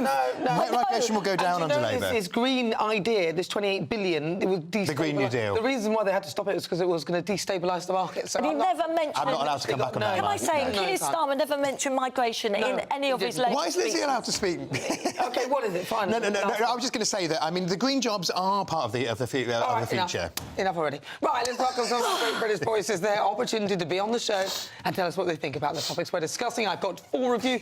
Let's start with Alan Cook in London. Alan. Right, Al. Hey, Nana, thanks for having me on again. You're still my favourite. So what do you think? Well, this all stems from freedom of movement. It's created wage suppression in the UK, benefit dependency, and it's perpetuated reliance on imported cheap labour. All of this should have been stopped by Brexit, but unfortunately the Tory party has decided to perpetuate it, so we're still in the same situation. And as it's a freedom, great difficulties and actually... Alan, your sound is a bit off. We can't really hear you properly because it's a bit... It might just be me, but your sound... We can't hear you, so I'm going to move on to Brian Dugan. Brian Dugan is there in Solihull. Brian. Hi, Nana. How you doing? I'm good. Yeah, I mean, I think it's very complex because Brexit was supposed to actually address some of the core of this. Actually, net migration has gone up threefold since the referendum, and we are. Oh, you've gone as well. All right, don't worry. We're going to go to somebody else then. We'll go to Jonathan Jones in Cornwall. Jonathan, let's try you. Yeah, I mean, I was talking to one of the great farmers in Cornwall, David Simmons, probably grows more cauliflowers in Cornwall than anyone else in the world. And all of his labour comes from Far East, Middle East countries. There's no way this country would feed itself if we relied on local labour. So we have to have people coming in, tens of thousands. But that's not the problem. The problem is all these boats that are somehow drifting across the channel with nobody stopping them. Maybe you should privatise it, Nana. Maybe the security of the English Channel needs privatising. Maybe it does. And good, a GB News mug. Nice old We'll have to get you the news style mug. It's a slightly different shape, Jonathan. I shall show you. The latte style. Have a look. We've got the latte style mug. It's coming. See that? It's what goes in the mug that matters, Nana. The best tea. Right, Feisty, what do you think? Good afternoon, Nana. I need one of those mugs as well. They look amazing. I agree with Jonathan. The majority and the backbone of the workforce in the UK is based on foreign immigrant labour. And this is in all sectors, Nana. It's represented in health, in agriculture, in skilled and unskilled foreign work. So, and we heard from other people, they said that foreign workers are hardworking, they're consistent, and they're committed. And they are doing jobs which a lot of people will not do, and also at a fraction of the cost. So to be honest, I think I agree with what Jonathan has just said. We do need immigrant labour. We do, but I'm going to come back to Alan Cook briefly, because you got it sorted now, Alan. Yeah. Well, hopefully, can you hear me? Yeah, I can hear you now. That's better. That's good. Get the microphone swap out. Well, I was quickly saying that Brexit at the end of the freedom of movement should have actually, I'm going to move away from the computer, should have ended all of this problem, but the Tories have actually perpetuated it by continuing a very poor visa policy. Freedom of movement was great for the static unemployed in the eastern bloc of Europe, but not very good for the working class in the UK. What we wanted and really should have had is freedom. Brian, so you've got about 20 seconds, Brian. Yeah, I mean, what I was trying to say, Nana, was we haven't really addressed the core of it. Post-referendum, we haven't got it in control in terms of we do need immigrant workers. Our whole economy almost seems based upon this. And in terms of, we then need to say, well, what are we going to do? It's all right saying getting the numbers down, but what are we going to do in terms of that? Students, well, actually our universities rely on overseas students to pay the funding. But Brian, the issue is that we're not investing in our own people and we keep this heavy reliance. Listen, I'm running out of time, so because of all this mic issue, sort it out, voices, next time. No. Listen, thank you so much to all of you. Oh, what a witch I am. It's not just me who gets told off. Them. Yeah, see, everyone does. Look, thank you so much, Alan in London, Brian Dugan in Solihull, Jonathan Jones in Cornwall, and Dr. Seshni in Milton Keynes. Thank you so much, guys. Lovely to talk to you. I have to be nice because I'm going to come back on again. Right, it's time now for the mini debate. debate. This week I want to look at Nigel Farage. I mean, he's there in the jungle as the voting opens on the show. 2 Labour MPs have now urged the public not to vote to keep Nigel Farage. What the hell are they talking about? Right, so to discuss, I've got my panel, Lizzie and Matthew Lala. Lizzie. Well, they're jealous, obviously.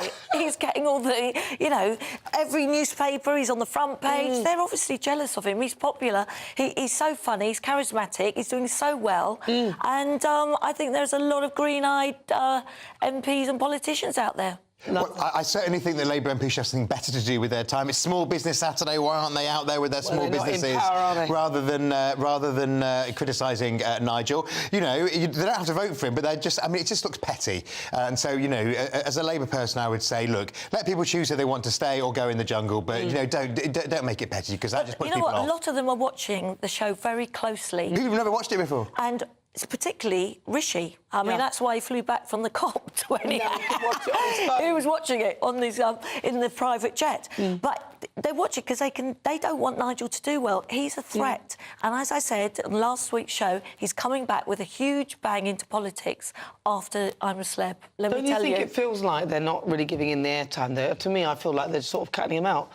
Well, look, ITV have paid him 1.5 million, and I think Nigel didn't do himself any favours when he said, I want all the airtime to get all the trials.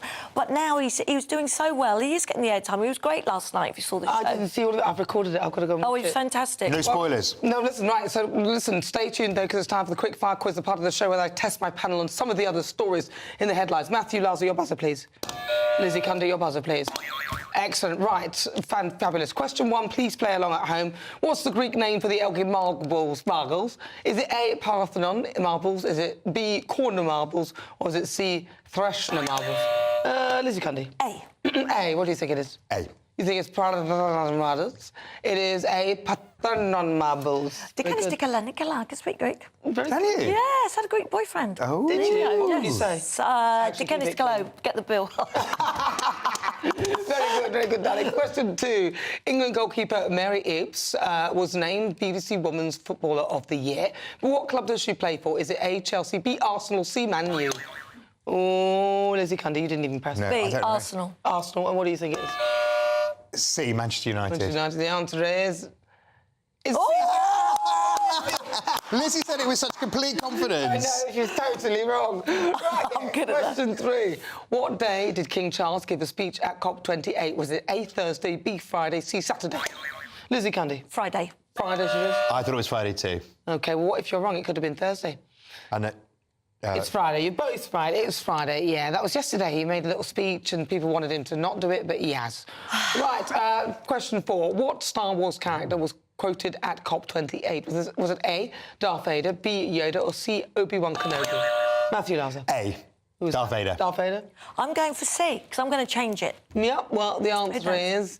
B, Yoda. No. You said it with such confidence, Matthew, and you're totally wrong. I was actually guessing. Question 5. Former Chancellor Alistair Darling has died. What age? Was he 65, was he 70, or was he 80? Matthew Laza. He was B70. Very sad. He was lovely 70. man. He was a lovely man. I was very lucky enough. Across the political divide, people really respected Alistair, so so sad. You're absolutely right, it was indeed. Well, listen, it's been interesting, hasn't it, bless his heart? Well, listen, on today's show, I've been asking, should COP28 have been done online? 92% of you said yes. Wow. Only 8% of you said no. Absolutely right. It should have been done online. I have no idea why they thought they'd tell us preach about the climate whilst sitting there going in a private jet. Well, I've got to say thank you so much to my panel, broadcaster and columnist Lizzie Cundy. Thank you. Thank you very much, Lizzie Cundy. And also former Labour advisor Matthew Laza. Thank you. Thank you so much. And a huge thank you to you at home for your company. I'll be back tomorrow, same time, same place, with the fabulous Christine Hamilton and Danny Kelly. I'll leave you with the weather. Enjoy. Looks like things are heating up. Boxed boilers, sponsors of weather on GB News. Hello, welcome to your latest GB News weather. I'm Ellie Glazier. After a very cold couple of days for most of us, it looks like something a little bit milder is on the way in the south of the UK through the weekend. This area of low pressure out to the southwest gradually moves towards us, but for the here and now, low pressure in charge, bringing various frontal systems to the west of the UK and bringing some showers as well. Those showers will push in from the west, perhaps turning wintry over the hills of Wales and parts of northwest England as well. But for parts of Scotland, Northern Ireland and the southeast, generally staying dry with some clear skies overnight and could lead to some mist and freezing fog. Under those clear skies, turning very cold, we could see -8 or -10 across parts of Scotland, but perhaps just a touch milder across the southwest compared to recent nights. As we start on Sunday, those showers could bring some icy stretches to many, particularly across the central swathe of the UK. But those showers across the southwest continue to push their way north and eastwards as we go through into Sunday afternoon, perhaps turning heavy at times and wintry over the hills across parts of Wales and northern England. Parts of Scotland, though, generally staying drier, but definitely feeling cold. Some parts perhaps staying below freezing through Sunday afternoon. However, still milder again across the southwest. Into Monday, further rain pushes its way south and eastwards as we go into Monday afternoon. Again, there could be some wintry elements across parts of Wales and northern England, but staying drier still across parts of Scotland and Northern Ireland. That rain continues to clear its way through Monday, leaving a drier but colder day on Tuesday and Wednesday. That warm feeling inside from Boxed Boilers, sponsors of weather on GB News.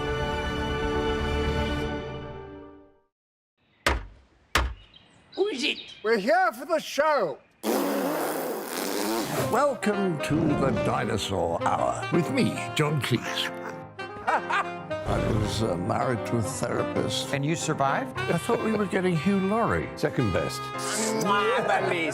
You interviewed Saddam Hussein. What's that like? I was terrified. I'm playing strip poker with you three. Oh! No, thank you. My CDs need to be put in alphabetical order. Are you going to be problematic again? The Dinosaur Hour. Sundays on GB News.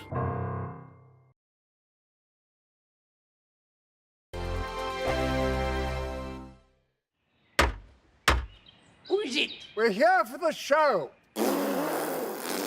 Welcome to the Dinosaur Hour with me,